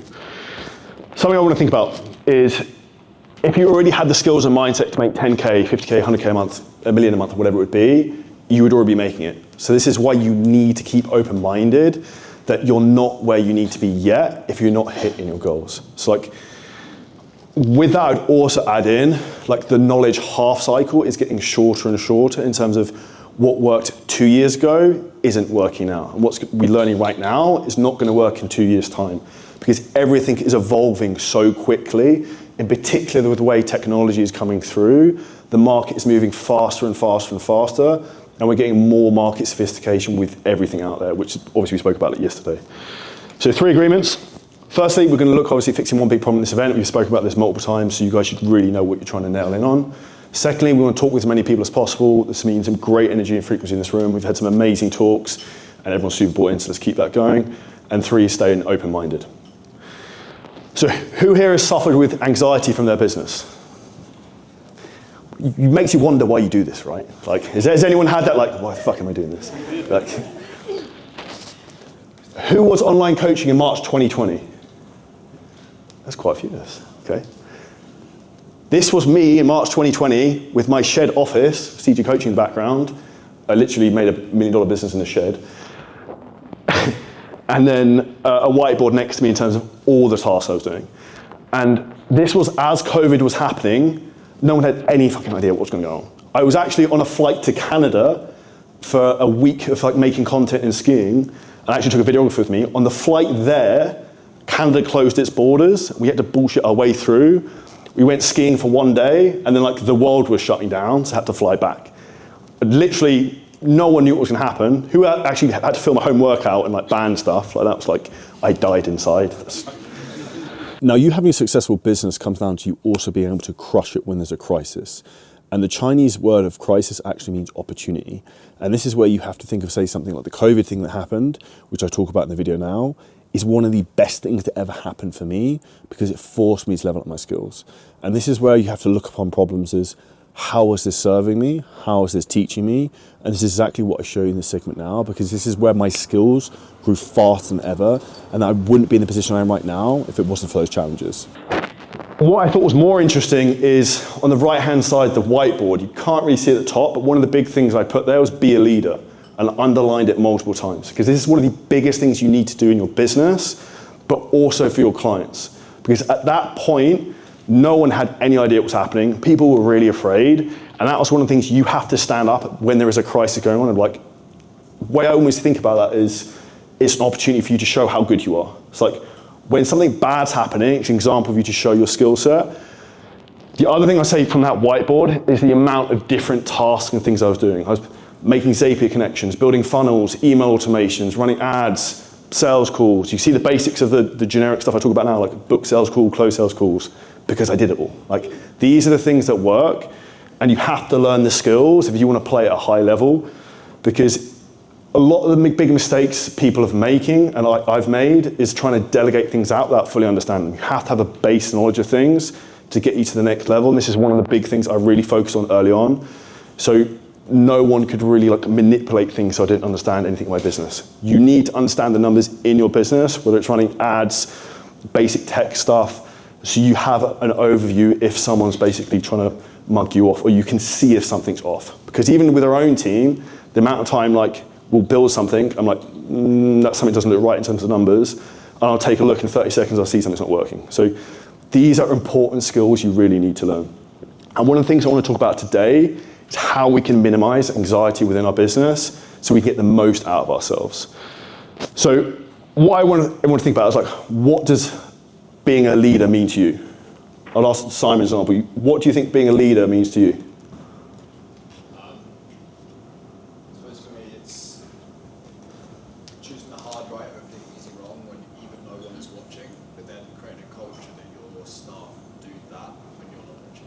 Yeah, it's a great answer. So, and that actually comes back to company values as well, right? You create the culture so people make the hard decision, even when it's the uncomfortable conversation. And whether that's a phone closer having an uncomfortable conversation with a prospect that they really need to have, that no one's being honest with them, that's an example in terms of being a leader. So in this talk, we go through systems I use in terms to control anxiety and become like the leader of your life.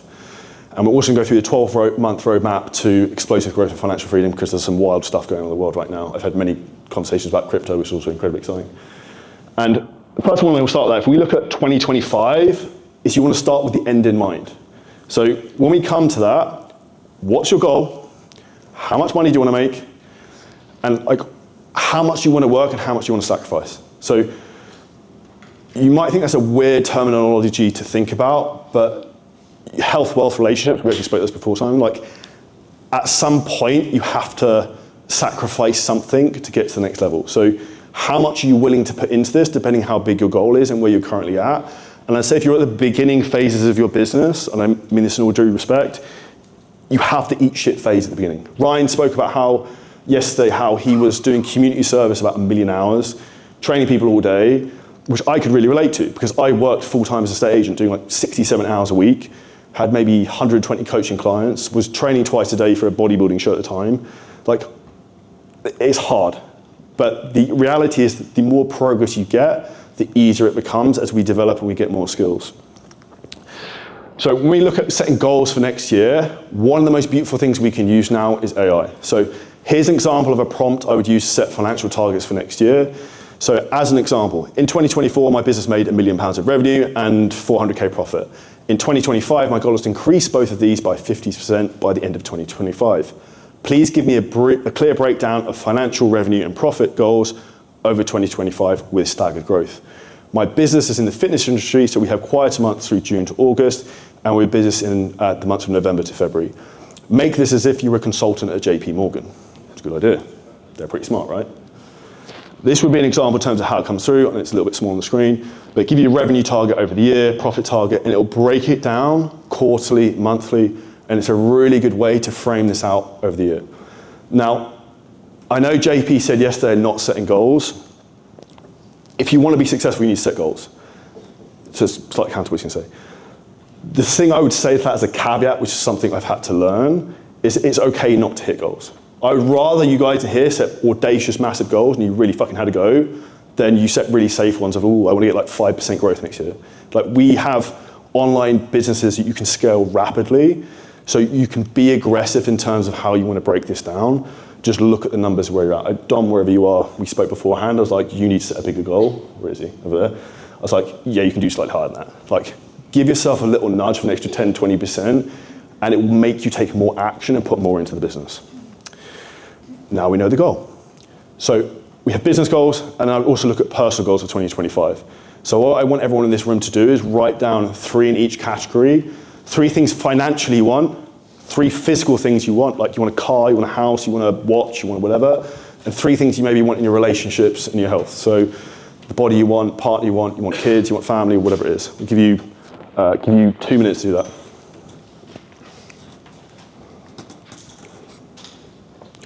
And with these, go wild. So imagine you had childlike curiosity and you could have whatever you want. So if you want a G-Wagon, put that down. If you want to live on the palm, put that down. Like, have really big goals, even if you think you can't achieve them yet. And even if you want to put that as like, this is a future goal and this is a goal for the next 12 months, that's a good way to frame it. Now, I'm the type of person who has an abundance of fuck you energy and drive. But a lot of that comes from having clarity of vision and goals of where I want to go. And one of the most important things I do constantly is reflect and review and actually update and change my goals. So for you going into 2025, you have to have very clear expectations of what you want personally, what you want professionally, what you want financially, the physical things you want. And one of the frameworks I talk about in the video at the training is like having childlike curiosity. Imagine you have a life with no limits. Imagine you could go to Courchevel whenever you wanted. Imagine you could live in Dubai. Imagine you could have a supercar. Because you can achieve all of those things if you have a big enough vision, and then you also have the attitude and output to match that. And what you'll see with a lot of the stuff I'm going to talk about today, and this gets better the longer you do this type of stuff, is the visualization process. When you set a goal, you achieve it. And ironically, the photo of me there with the 2 Common Club Awards, I don't know if anyone knows Tanner Chichester. I remember when I was an estate agent, I saw him having photos. I was like, those are fucking baller. I want some of those. And I visualized in my head that I wanted to get that award, put that on my vision board, and I ended up getting them. Same thing I'll show you in a minute, but it's the 2 Common Club X Award for doing over 10 million in sales. I had that on my vision board this year to get. We got that.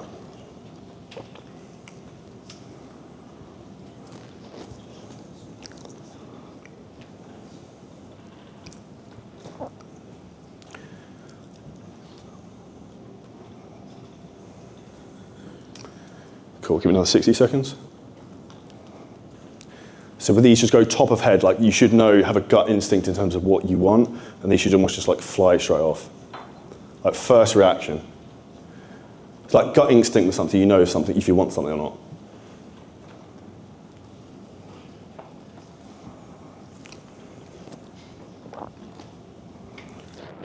Does anyone have anything they want to share? Or comfortable sharing?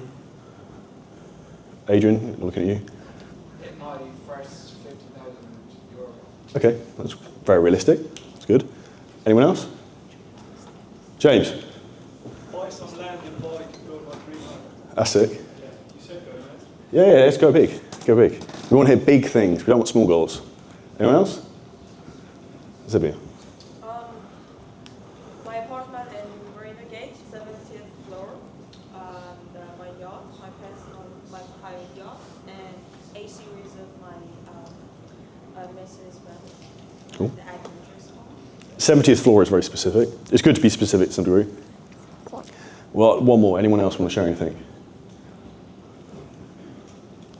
Tom? I want to reach 500,000 YouTube subscribers. Sick. How many you got at the moment? 272. Okay. Sick. All right. And a fixed foot, right? Yeah. Yeah, that'd be helpful. Cool. So once we have an idea in terms of the goals we want, this is probably one of the most powerful things you can do that you see every single day, and it's create a vision board. Now, again, I mentioned at the start of this that there was a lot of things I used to believe in that I thought was a crock of shit, to be honest with you. The reality is the small things you see every day have a massive influence on your thoughts and your decisions. So that's an example of the vision board I have on the left-hand side. A lot of the stuff I achieved there on this year, like the car, 2 Common Club X award. I want to get 100K subs on YouTube. That's definitely not happened yet. But a lot of those things have been ticked off, and it's just visual prompts, like subconsciously reminding me of what I want. So what I would do is I would take those things you want, put them into the vision board. The other thing that's really helped me, and who else ends up doing sometimes like computer roulette or like app roulette on their computer or the phone, like you go looking for stuff and you're messing around, you're not really being productive, you're like working, is I have a sticky note on my computer screen of like the 3 to 5 biggest goals I have for the year. And when I find like I'm not being productive, I look at that and okay, like you should actually get back to doing something you should be doing. So these are very powerful things that help. And some goals achieved this year: 2 Complex Award, bought a dream car, got best shape of my life, I hit my year's net worth target I had.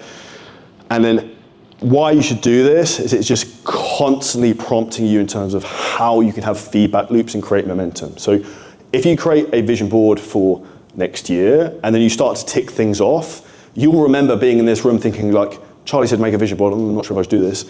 You make the vision board and you start to tick some of these things off and you think, whoa, I didn't think I could do that and I've done it. And that shows growth personally and also as a business, which is the most important thing. And that's how you build confidence into yourself, and then you also get massive momentum. So first we have to focus on who, not how. So we spoke a lot about how yesterday, but one of the biggest caps that's going to stop us is ourselves. And we're going to talk about time management shortly, but I'm going to talk about my personal process that's really helping me take things up another level. So firstly is getting the habit of getting up before the sun gets up every day. And interestingly, I tried to actually sleep in yesterday and today a bit because I'm going to be at the event, it'll be in my feet all day long. I still wake up I was wide awake at 5:30 because my body's just used to it now. So I'd say one of the most important things you need to do is get really diligent with getting up on time you go to bed, very, very important. Second thing is reading 5 to 10 pages of personal development book first thing in the morning. Don't look at your phone, I'm going to come on to that in a minute. Don't look at anything that's warping your brain and pulling you different distractions. You want to be present in your own head and actually thinking. Thirdly is write and reflect on yesterday, what worked, where I can improve, and just jot anything down. So like, for example, this morning I wrote about how I felt yesterday went, how I want you guys feel today, what do I want you guys to get out of it, how do I want to feel today? Like, actually think, because so many of us are drifting through life on autopilot. Fourthly, no phone access to start the day. This is probably the quickest way to rot your brain. I'm probably the worst person who has been triggered by this of like looking for quick dopamine of like, how much money did I make last night? Like, what's crypto doing? How many calls did we book? Like, you want to come off of that because that can trigger you really negatively first thing in the morning if you're in a low frequency. So you need to stop looking for those quick dopamine hits. And then fifthly is do like a hard workout every day or do something physically challenging. One of the reasons why this is so important is it puts you into like a flow state where you can't think of anything else at the time. Like if you're doing a barbell squat and you're maxing out, you're not thinking like, oh, I wonder what my Facebook ad CPA is. Like, you like, I don't want to die, so like, just get this up. And this is an important thing because it helps you clear your head. Now, the most important thing for you to be successful is understanding, they call it a bottleneck in business because it comes at the top, because it's you. So a business will only grow to the level of the founder and the CEO, which is why you have to focus on your own personal development like nothing else. And you have to have the highest standards in the company and the highest standards for yourself. Now, if you haven't got this already, one of the most important things in your business is to have a core set of company values. I can give you a couple of ours: success, love, speed, dependability, extreme ownership. These are some examples of some things that are very important in terms of the way we hire people and the way we actually fire people if they don't meet those requirements. Now, what are your core values and what are the standards you want to uphold? And in this section of the training and the talk, I talk about how you can level yourself up personally and actually take yourself to a whole new stratosphere. Who here has a personal process or something you do to like run your own habits every day? Cool. And the goal is to get yourself into a high frequency first thing in the morning and be intentional with who you are and then try and carry that through the entire day. So I use the app Opal to block me from using WhatsApp, IG, Slack, and Facebook because I'll still do it. Like, I'll open my phone, walk into my car to go to the gym, and like go to hit it, and then I can't because it's like blocked out. So like physically stop yourself going on these things if you find that you can't actually control yourself. Same thing if you've got a client who's struggling to lose weight, like you don't have junk food in the house. If you're addicted to your phone, like semi-guilty, then you need to put something in place as like a preventative measure. And a really good saying I like is our frequency is what we frequently see. So if you put yourself in a high frequency, you become that attractive character like Ryan Zoffe spoke about yesterday. More things just seem to like fall in lap. The reality is it's momentum in life, and a lot of that comes from like the positivity and the way you carry yourself into the world. And lastly, something I think about is like, don't do anything that will make you feel guilt. So like, you cheated on your diet, you drank alcohol, you didn't, you cut your workout a bit short, you're supposed to do like 8 intervals, you did 6, but like no one really know. You subconsciously know, and this is where you have incongruence between your subconscious mind and your conscious mind. If you're saying, I want to get in great shape, but then you're eating Doritos every day, or I want to build a big business and be really, really successful, and I'm in this room and I want to get to the next level and achieve the success some people in here have, but then you can't be bothered to get out of bed every morning, you're snoozing your alarm, that's going to cause massive, massive problems internally. So make sure you hold the promises to yourself, because this is what creates confidence.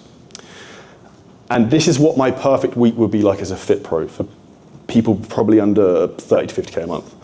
So how we schedule ourselves out is very, very important. Who here struggles with time management? Anyone? Okay. So this is something I would write down. I don't manage time, I manage myself.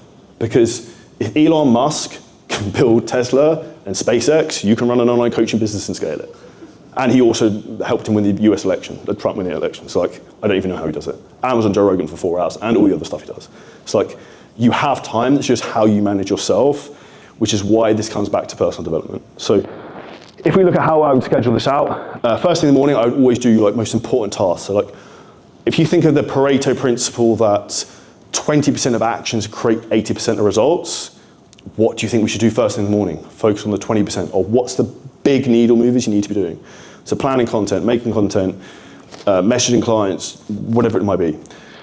Second thing I would do with that is then probably work out. I would then go into probably building business or working on business tasks, and I would try and focus on sales calls for the rest of the afternoon. I would try to avoid meetings earlier on in the day. You want to have your most creative energy used when you're at peak performance. You don't want to be trying to do a mix of different tasks as well, and I'll show you an example in terms of how you scale your business. Your calendar is going to start to look very different. So as an example, this is my calendar, I think from last week or the other week. The bigger your business gets, almost the more white space you want. Now, this doesn't mean I'm not working, I work pretty much all the time, but it means I can be creative and I'm not getting back to back in terms of meetings, and I can focus on bigger projects that are really moving things forwards. What you also have to think about is not being as busy as possible, it's about being as efficient as possible. Because something we forget sometimes is we're actually human beings and we actually have an energy limit, right? So most of the bad decisions I've ever made in business have been when I'm really tired and I've probably overworked myself. So I've just like, oh yeah, just do that. And you need to sometimes slow down to go faster. So like the Rolls-Royce analogy is slow is smooth, smooth is fast. You just want to keep that type of momentum. So as your business gets bigger, you almost want to try and pull yourself out of more stuff so you can focus on the bigger things that maybe are your zone of genius. The other way I'd frame that in terms of you running your team, I use Monday as like the sacrificial lamb in terms of all my meetings. I'll just try and palm into Monday from a team perspective. So I almost just like sacrifice that day of like, I'll just do as many as I can. That's like business management day, and the rest of the week I'll structure out and try and minimize meetings on creative days. So for example, Wednesday I would always try and focus on content because I'm not really training there. And the two biggest thought processes I can give you.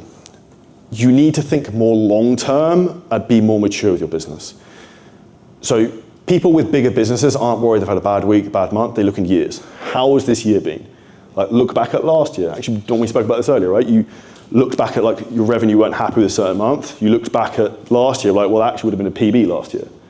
Reflecting back is a very important tool because this is all in your head and it's trying to keep your head screwed on to keep consistent.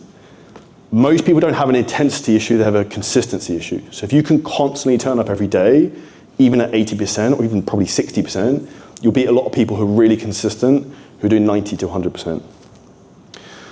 The second thing is removing the stock market mentality with your business. So like the up and down, and your energy is going with that, and your decision making is going through that. And I've been through that many, many times, but this is one of the most important things you need to like understand, is get yourself into like an equilibrium where you're like a steady ground. With that, you then want to focus on identifying the point of constraint in the business. And you can only do that if you can think clear-headedly and actually have some clarity and you're not like in an anxious state. So 4 big examples that most people have in terms of why their business is scaling. 1 is a lack of traffic and awareness. 2 is a poor closing percentage of calls. 3 is a high churn. And the 4 would be like low LTV of clients and not maximizing the revenue per of them. And how do we identify this? We actually look at the numbers and constantly evaluate and look for feedback loops. Not enough people actually sit down and look at their business thinking like, what's actually going on? And this is where one of the most important things you do is have a weekly review with yourself every single week. So I personally sit down on a Sunday morning and I'll run through a specific set of questions. So there's 10 questions to ask. Number 1, rate last week on a scale of 1 to 10, 10 being amazing. 2, what was your biggest priority last week? 3, did you accomplish it? And if not, why not? 4, what did you learn last week? 5, what were your biggest business highlights last week? So instantly you're starting to think, you're like, oh, I did this was sick, I did this was sick, or maybe this didn't work that well. Because a lot of the time we beat ourselves up, we're not making like progress yet. But one of the ultimate things with business is delayed gratification. The stuff we're doing right now, some of it we'll see some rewards in the next few weeks, like the Black Friday stuff, you can make money right now. But a lot of these things is going to be like a long tail. It probably takes 10 to 12 weeks to get some of the returns on these things, which is why most people struggle with business. Next questions would be 6, what was your biggest obstacle? 7, what did you need to solve it? What was your biggest personal highlight last week? And what 2 to 3 big priorities need to happen this week to make it a success? This is a very, very important question to ask. Literally look at your business, think of where you're at, what's not working, where am I struggling, how can I fix it? Number 10, what do you need to help with and who do you need to contact? So who within 7-figure scaling systems is best at solving this problem? Who can help with the ads, who can help with maybe sales? Whatever the problem is, as I said yesterday, 2 things solve problems, right? Money and people. So really think of that framework, because that's how you collapse time. And that's how I've moved 2 businesses forward very, very quickly and went from leaving my job as an estate agent 25th of February 2019. The app I use for this is the Day One app. I actually use my iPad. So I have a template questions. I put those questions into a template and it's really, really good exercise. I sit on the balcony, do that, I'll just sit somewhere outside. Again, don't look at your phone beforehand, don't look at Slack, don't look at anything. Just let your head be clear and just think consciously. The secret sauce to this though is check in externally with someone else, because what most people don't realize is you have blind spots, things you can't even see. Like even some of the things Ryan's face said yesterday, I was like, that's really interesting. I haven't even thought about it from that perspective. And that gives you a bigger field of awareness, and that's how you move forward a lot faster. Now this is my favorite part of the entire talk on day 2. 2025 is the golden opportunity for you to scale your business. There will never be a better opportunity from a macroeconomic standpoint, with interest rates getting reduced, with money being printed, with the economy starting to pump, crypto markets pumping. This is the opportunity for you to get freedom and build your business now, because it's going to be easier than ever before, but only for a window. And this is why you have to be quick in implementing and executing, and that's truly what's going to get you to the next level. So now the who is fixed, we're going to look at the how. So we can look at 2025 promotion calendar. So one of the most important things we need to do is look ahead of what's actually going on next year. What do we need to be doing in terms of content? What do we need to be doing in terms of promotions? Are we going to be doing events in our fitness business? Where are you going to do those? How can I maximize everything we do? So what that's basically look like, here's some examples in terms of the ones you could run. So January, we do new year, new you channels. Sorry, new year, new you. That's a tongue twister. Back to routine. February, you've got Valentine's Day, President's Day weekend in the US. Basically, we map out all the big holidays. You can take photos of this. I can share the slides afterwards as well. March, spring into fitness, a bit cheesy. St. Patrick's Day. If you have an Irish community from Ireland, that's a very good idea. Also, certain parts of the US that works very well. Just let anyone else take a photo of that if you want to. Cool. April, you can actually see how many things there are. You can actually say around, it's insane. Easter promo, there's an Earth Day. You can do, depending on your niche, if you like vegan market, that might be quite a good one. May, you've got Mother's Day, Memorial Day in the US. June, you've got the start of summer. You've also got Father's Day. Just let everyone take a photo of that. You actually see how many sales opportunities over the year. It's insane. Like you can literally just sell something every 2 weeks. But I would try and find what fits your niche best. July, Independence Day, 4th of July is a big one. You sell to the US, that crushes. Midsummer sale, we wanted to do that. August, back to school for the end of that, end of summer, Labor Day weekend again, and then like a fall into fitness, late September. October, Fittober, Halloween. November, you got pre-holidays, Black Friday, obviously we spoke about that in depth. And then December, obviously, December countdown. I'll give you guys a secret as well, so this is something could be a good idea to do. We are doing this ourselves, we're doing the 12 days of giftmas, the first 12 days of December, we're doing 12 reels of just like league magnets, just giving insane value. So that might be something you could do as well. Not necessarily a promotion, but we will then sell at the back end of that, just to give as much value as possible until you go into a peak period of time. Now, how do you execute all these promotions? Now you've got your head in gear, you need a great team. Like, know what, like, Ryan obviously does very well pretty much on his own, slight unicorn. 99, maybe Wes Watson, that's probably the other person I can think of, but 99.9% of the people, you need a team if you want to get rid of the golden handcuffs of you having to do everything. And poor hiring is one of the bigger reasons people don't scale, and that's actually one of the big pain points a lot of you guys have in here. And a lot of that comes from rushing things and not being in the right energy, in the right headspace when you're interviewing people. And two of the big roles we hire for, one are setters. That's hard, right? It's difficult to get people to come into your DMs who are competent. Two is closers, debatable even harder. And what I want you guys to think about is like a different framework with how you treat these people. So I think about setters almost like as your regular army, and then closers are like the special forces. They have to have a very unique skill set. They're probably pretty weird in a lot of respects. They're very out there. Anyone who has worked with a lot of salespeople, you'll see they tend to be maybe certain character traits, probably quite egotistical, but you just go with that. If you think about people in the Navy, like Chris, you're in the Army. Can you relate to this? Absolutely. Hey, bro, there you go. Like, the people who are probably like the SAS stuff are insane, probably, right? They are. Yeah, there you go. So, like, people who go into like the special forces, they're going to be special. That's why they use the word, right? So this is the same for closers. So they have very unique skill sets, but also need to be treated that way. You need to identify like this when you're interviewing them. And you want all your team members to love your business. If you have anyone in your business who's not congruent with what you do, not fully bought in, they need to go. Like, if they're not 100% in, they're like dipping the toe in, you need to replace them. Because you deep down know that person's not going to be there in 6 to 12 months. You're just not willing to have the uncomfortable conversation to get rid of them. And hands up, like Aidan will admit to this, like, we've done that far too many times. We've let people coast for longer than we should have done before we've kicked them out. And that's why we've cleaned house with a lot of people probably over the last 6 to 9 months.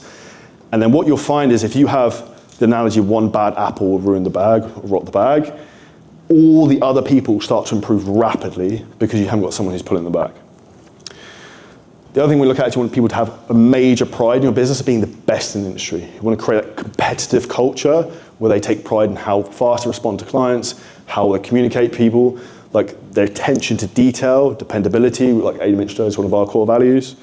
And number two is like when you're building the brand, think like a nation state. Think about Dubai, right? Like you can feel the brand they're building here with this country, the way the messaging they put out, the way things are done. Even if you go and get to like your Emirates ID made, for example, there's like a robot in the thing that runs around, like everything is done to a very high standard. So think about that with your business and the people in it. And then three, when you have team members in your business, they have to see how they can achieve their goals of what they want in life within your business. And you as the entrepreneur, that's your job to set a vision, have big goals, so that they can see how they can achieve the things they want in life. And if you don't know what your team members want or what they value, which a lot of time is not actually monetary, then you're not going to maximize the performance out of them. They're also not going to stay for a very long period of time. And why 2025 will be the best year yet? This is literally beautiful what's happening at the moment. Trump winning the US election, the economies are going to take off. Global interest rates are being cut. There's literally money pumping into all the systems. And crypto and asset prices are driving up. Who remembers like end of 2020, start of 2021 in coaching? Good, right? Same thing's happening. Like, I can feel like you should be so excited because this is the season where the coaching business and everything online is going to boom for at least 12 to 18 months. So you have to be as sharp as possible to maximize this because people are going to have more disposable income. They're going to be more willing to actually put money in, buy things like coaching. And then in 18 to 24 months, that's probably going to slow down. You'll probably see in a year's time, inflation's going to get pretty high. We're probably back to the same cycle we were 2 years ago. The cycles are repeating. So literally 2020 is the same as 2024 into 2024. It's wild. Like, I'm super excited. My girlfriend thinks I'm a freak of how excited I am about all this. Any questions? Shoot. How important do you think it is to have your team?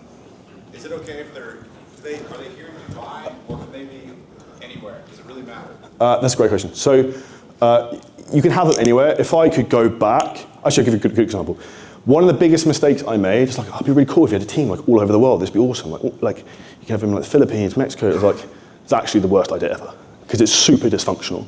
Because if they're in the Philippines and someone's in Mexico, and then I'm in Dubai, and then people in the UK and people in Spain, like you can't communicate very well across that many time zones. So it's a shit show. So they don't have to be with you in person. If you can do, I think there's a lot of value to that. But the reality is you have a global pool of people you can hire from. So I would say anywhere in the world is fine, but I would try and have people in like set geographical areas. So for us, for example, we'll try and get people within like European time zones. I wouldn't hire people necessarily massively outside of that, except in like exceptional circumstances. Just because we can't communicate, can't have meetings, it's just difficult. Adrian. What would you say the difference between deep work and sheer business tasks? The difference between deep work and business tasks? So you said do deep work first and business tasks. So deep work would be basically like, I'd almost frame it as building assets, so like money later stuff. You know, I mentioned earlier that a lot of the things we do right now aren't going to make money like necessarily today, tomorrow. It's those like long, like I've started writing a book, that would be one. Like that's a long process. So that would be one thing I would start doing in the mornings, so I can like start writing this thing. Like I'm not going to see any results from that until it's finished, but that's a long tail thing. So even when it's planning content would be a deep work. If you're planning YouTube videos, Instagram reels, writing content, like reviewing your business, those type of things. Rather than like busy work, it's like, oh, I'm going to go in Slack and like ping pong message people, respond to stuff. Think about things that are building the business, like money later rather than money now. First. When setting financial goals, how do you think about balancing like top line revenue, net income, profit margin, and the balance between those? In what respect, in terms of adjusting them? Like where to focus the effort, optimizing for net income growth? It depends what stage you're at. So like if you're the bigger the business to some degree, like if you're making 10, 20K a month, your margin is going to be very high because you haven't got a team and it's going to go right. As the business generally gets bigger, the margin starts to go down to some degree because you have more people, yet you have a bigger pie, but maybe a slightly smaller piece of it, if that makes sense, but you make way more. I'd say for people who are really scaled up, say you're 80, 100K plus, you want to be looking like 50% is a good profit margin. But again, it depends on the situation. I know we spoke a bit about some of the stuff yesterday. It depends on the situation with the business. I would try and focus on top line revenue, and you have to understand you need to invest in growth. So you need to go through phases where you invest heavily in growth, and then like implement whatever you're doing, and then keep that cycle going almost. Actually. Based on your experience with sellers, now obviously you've got a big account, so your sellers can probably work 24 hours a day. When starting with sellers and smaller accounts, firstly, like how many hours would you have them working on the account to maximize what you get back out of them? I would say for any setter, 6 to 8 hours a day is the maximum they can work. And I would just have them across the peak hours. So peak hours is going to be the evening times of wherever you're trying to target. So say, for example, 4 p.m. till midnight, 4 to 11 p.m. That would be the base of where I would start and then scale off of that. And what I would say for anyone in here, a really important number to work out is your income per call booked. So if you take for October, if you work out your total revenue and you work out how many calls you booked in October, so like total front end revenue, and you work out how many calls you booked in October, if you divide the revenue by calls booked, like whether they showed up or not, will give your income per call booked. That's basically how much you can spend to get a call booked in. A lot of people, that would be maybe £200. If you're paying a VA $5 an hour, you can, like, provided they're competent, you can be pretty aggressive in terms of hiring VAs at that point. So $5 an hour? It depends where they're from, but like if they're from South Africa or the Philippines, then. Thank you. nicely. Just grab the mic. So at the beginning you need to work a lot. So when you take a day off, which moment you say, okay, I can rest a bit? When do you think you can rest a bit? I try and think in like sprints. So I would try and push hard for 4 to 6 weeks and maybe take a few days easier. But even on we spoke about consistency, I would still just do probably like an hour or two's work in the morning. Like you can get a lot done, like things can tick along, we're just doing not a lot. I'm not sure if he's still here, but like Adam Lowe, for example, he told me he's not done a lot for the last 2 weeks. His business is still, like probably the last few weeks, he's still crushing it. Like once your business is set up and it's a decent level, to keep it on cruise control is not that much, but it's like anything, right? It's like if you want to get a plane up to full speed, it takes a lot of power to get that going. But once it's cruising, you can glide for a long time. But the way I would also think about that is pick your times when you're going to take time off. So like you probably don't want to take time off in the busiest times. I would maybe even look at like the middle of the month where most people buy at the start and the end of the month when people get paid. So if you want to take some time off, I'd probably try and do it in like the quieter middle of the month, sorry. Got something there. Hi. Okay, you know, like things that you mentioned are in core values, etc. Like when we set the business up, when it's just the two of us, we kind of just, it's not stuff that we really thought about and just got on with it. Now that we're kind of a team of 5 coaches, we've got set up, we've got more people involved, I think this stuff is becoming more and more important. But like we've had a couple of sessions with Gavin to try and go, well, how do we try and formulate this or create a framework almost? But it just feels like It's forced. Yeah, and just a bit overwhelming, right? So like, have you? Okay. Sorry, let's go. I'll give you the easy way to think about this. Yeah. Think about your dream employee. Yeah. How do they behave? Write down those 3 to 5 character traits. That's almost your values. Like they're dependable. They do stuff quickly. Trustworthy. Maybe caring. Like I would try and think like that, and that almost will give you your answers because some of like dependability was one of the things Ada mentioned. That wasn't actually one of our original core values. But I think it came off of one of our team members who's super dependable. That's actually really important, but we hadn't thought about that. For me, I'm like, sales marketing, like success loves speed, just do all this quick stuff. Whereas like, that's actually more important, that people are consistent. Is there any like texts, books, anything like that you've read from like creating a business structure? Like I know like you've touched on traction a little bit, Yeah. but is there anything like that you would think is a really good base to start with? Not a book specifically, I can't remember them off the top of my head, but if I would look at Nike's core values, I remember distinctly reading those and thinking like, these are dope. You can see why this company does really well, and it's cool. Like you'd want to work there. That would be something I would look at. Like, even if you look at for inspiration, I'm sure if you Google it, you can put a ChatGPT, companies you admire, maybe Gymshark, Apple, like whatever you like, see what their core values are, and then you'll get ideas from that. But I would start first with like, what's my dream team member? How do they behave? Like what is it I would want from them? And then work backwards from that. But like, this is really, I can't understand, like, it's so underrated in terms of something that is important in the business. If we could just keep hands up for some of the questions, just so I know where to go next.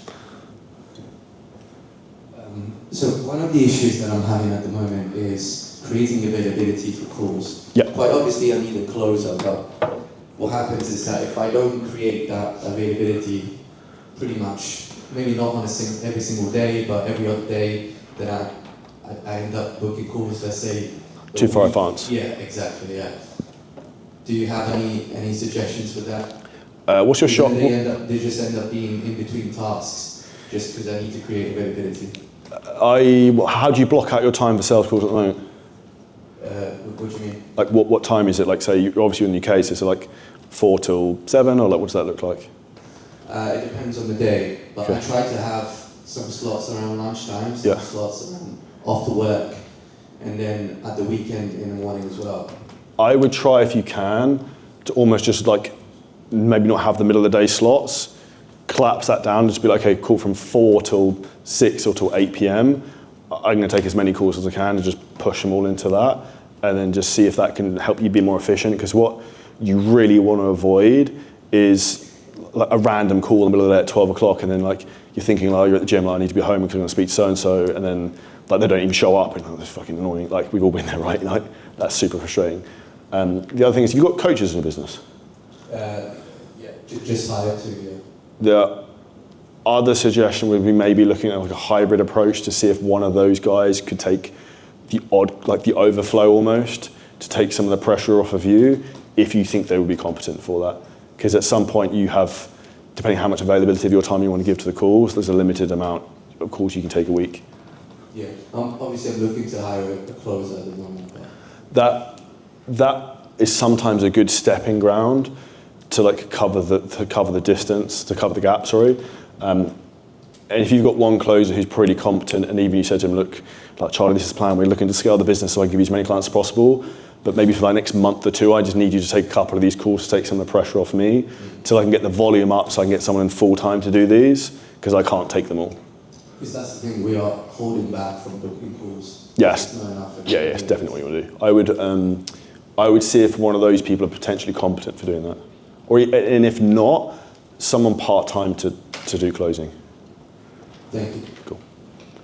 Down the front? Oh, go on. Tanner. You say you read 5 to 10 pages of a self-improvement book most days. Yeah. What are your best or your favorite self-improvement books you've read? There's a really weird book that, it's a really bizarre name.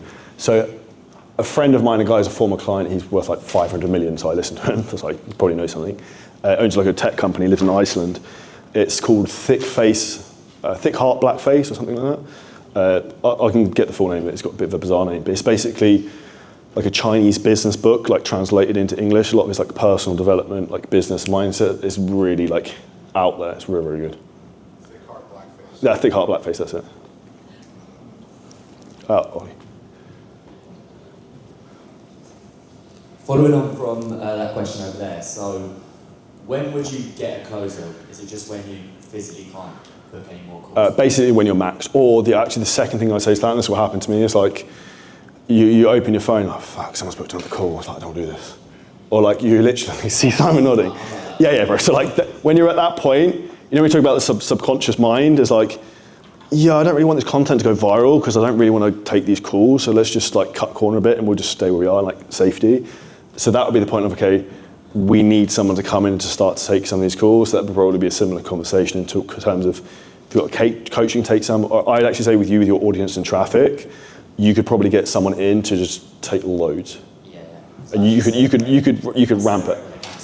Yeah, so like, if you're celebrating cancelling calls where people could give you money is a really bad sign of like, that's the, you know, the point of constraint we spoke about earlier. That's when, okay, the only thing you need to fix now is that, and that's where you go from like, say, 40, 50K to like 75 to 100. Yeah. Doing this one. When you've got multiple sets on the account, how would that work? Would it be different shifts or both at the same time? It depends how much messaging volume you have. Ideally, I'd probably say for you, like you guys, you probably don't need them overlapping. I would just have maybe one on each account at the same time. But I would, if you've got a lot of volume, then you can have multiple. So we have multiple people on like peak hours to maximize when people are responding. But again, it's a bit of a depends. Like Nathan has about 1 million VAs because he has 50 billion messages working in the South Asian market. So it depends how much volume you have. One thing you never want to have is you go into your inbox and there's stacks of unreplied messages. That's like you hate money. You're burning leads at that point. Because like speed to lead, a quick response is important. So ideally a KPI says all leads are replied to within 15 minutes. Sorry. So if you work with a setter on a commission-based Yeah. basis, what would be good KPIs to, give to them? So to work with? In terms of how many hours or calls booked or specific? Yeah.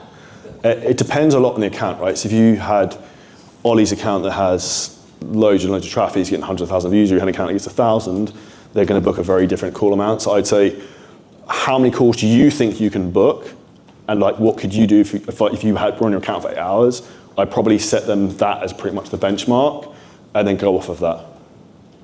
Okay, and also like if it's on a commission-based basis, how do you properly communicate? Incentivize them. Yeah. There's the problem when people we have, Aidan will know who I'm talking about. We have one set who's really, really good, like skill set, like he's a 10.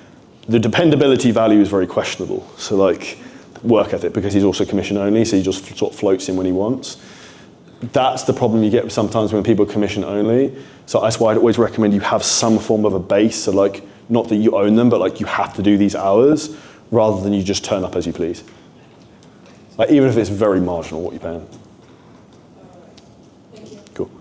Gina? Do you want to grab that? Sorry.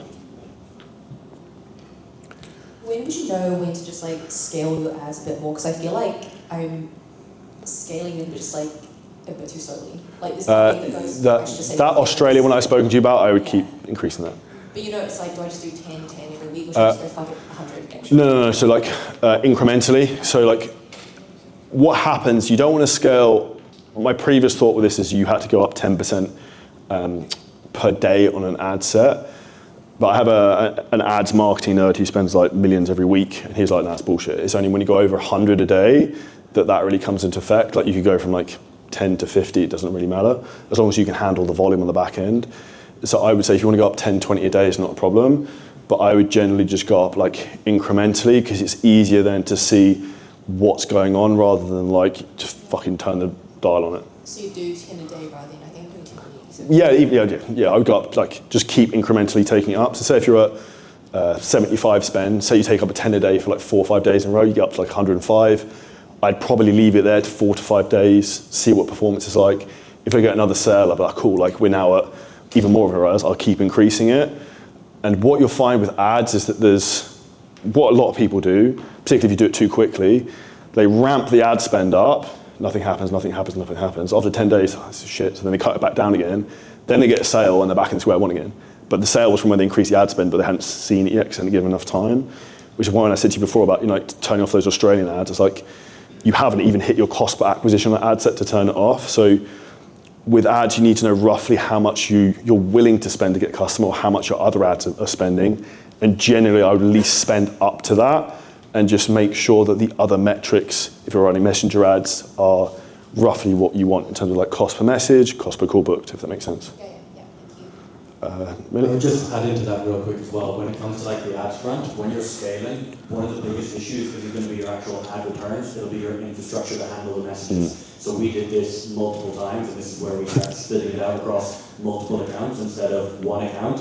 We got to the point where every like 2 to 3 seconds new conversations were being started, and we were burning tons of conversations just because the infrastructure wasn't there to handle the volume. So when you are scaling them, there are things you can do. If it's working really well on one account, and you've got a second account or a transformations page, you can move spend into there and have 2 well-running accounts instead of one that's like running in the red line. You will find that you are going to burn additional messages the higher your spend gets. 100%. Millie?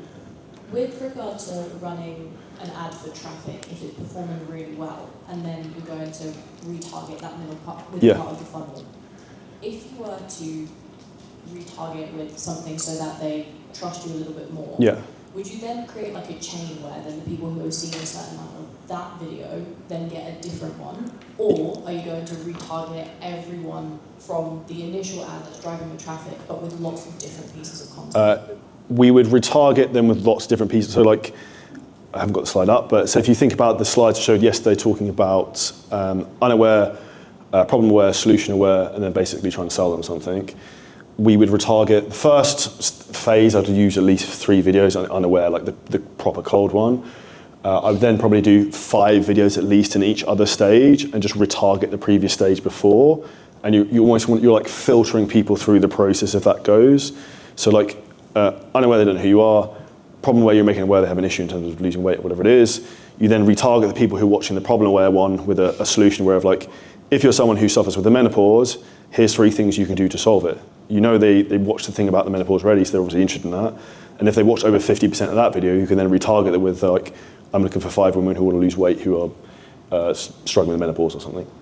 Okay, that's helpful. Do you map that out in terms of like a bit of a flow chart with regard to what pieces of content you're hitting them with? Yeah, I'm going to put a lot of very specific trainings out on this. Like the framework I showed yesterday is something we've just built and done. So I'll map out like a really in-depth training on how to do all of this, and also how you can use AI to help, I just mentioned that, Simon, to make this very easy in terms of the content you need to make. Okay, cool, thank you. Do you want to, Chris Rubber?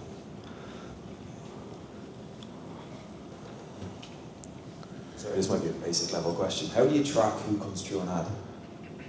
It depends when the ad is. So if you're running messenger ads, you need to have VAs tracking the keyword. So say, for example, we could put like, I don't know, Dubai could be the keyword. And then anyone who messages Dubai, you'd have a spreadsheet. We can give you the template. basically the setter or whoever would log, okay, we've had 5 messages today, they add in the ad spend, and then how much that works out cost per message. Because if your ad account is in the EU, it also won't show you the cost per message, and Facebook ads actually doesn't have accurate attribution in terms of tracking the data. It's wildly off. So you have to do that manually. Yeah. So if you were, so any ad that you would run, you'd have differences like Black Friday and Dubai as opposed to having just like, so if I was to run one saying get started, yeah, like as a keyword, I wouldn't run a Black Friday one saying get started as well. It could be like get started BF or something. Oh, okay. Or like if you're running it to the US, get started US, get started Dubai. Like try and just have something that's a unique identifier on it. Yeah, just add that to a Yeah. Any more? Cool. Last questions? Awesome. So one of the things we love to do at these events is celebrate people who are crushing it and hitting really, really big milestones. We've helped a lot of coaches scale to some really, really big numbers and really become unicorns in terms of what they do within their business. And that's one of the things that I think is really important for every person here to see, is when you see other people who are doing really, really well at a high level, it gives you hope of like, shit, I can do this thing. I remember the first time I went to a Mastermind in the US, again, I thought I was like killing it, spending like 30K a month. And I met a really good friend of mine now who makes like $1 million, $2 million a month. And I was like, holy shit, like there's levels. Like there's a lot more than my little town I'm from the UK. So a really good example of this, like Mark and Jess Ross, I'd like to invite you up, so we've got an award to give you guys for hitting your first 100K a month. Yeah.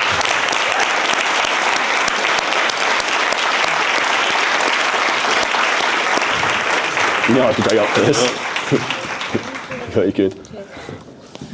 So we've got a plaque to give you guys for doing that. Thank you very much. Cheers. Stick it in the wall. I don't know if you guys want to share anything that you would say has helped you in terms of like a mindset side of things, or anything in terms of like persistence. Like you've been coaching for a while. Been coaching for a long time, so this is coming. This should be coming.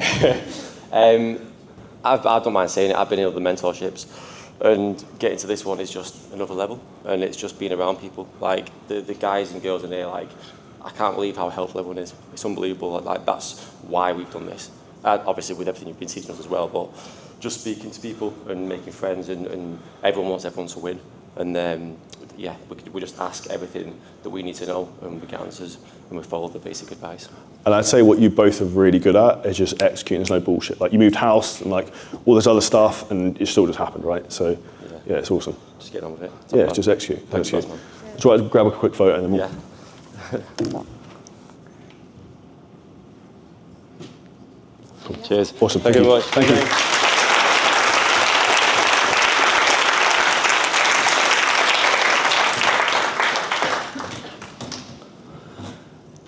Do we have a number 2 to come up? Nathan Johnson. So we've got another person who hit the first 100K month. It's like 2 and 4 weeks.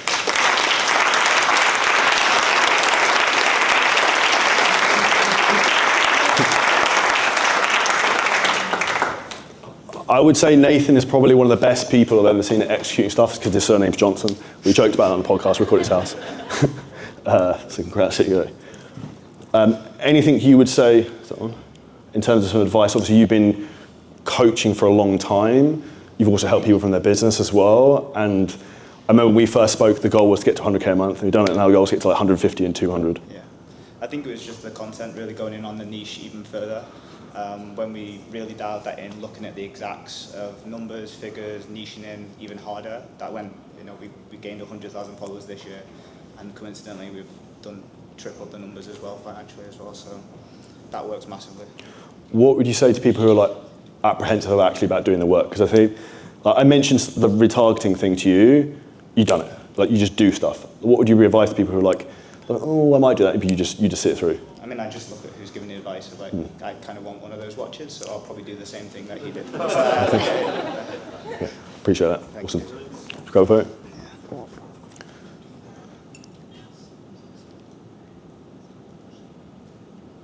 Thank you, dude. Awesome. Appreciate it. Yeah. You round of applause, Nathan.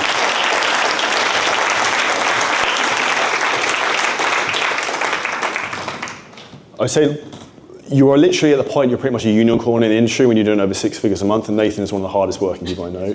Like really, really quick in terms of executing things, he does phenomenally well. The last thing I want to do is we want to give an award to Zainab Sarahan as a future leader to come up here. Like being in a room like this at a very young age is awesome. So like, Everybody, this is wild. She is on fire. Let's go, you guys. Give her the energy. She is the future of our industry. There she is. Apparently she listens to my podcast all the time with her mum. So. And Ruby, this is the proud of the world. Yeah, this is like parenting goals. She's not nervous either. Cool, big thank you. That is wild. Like, I wish I had known this type of stuff when I was younger.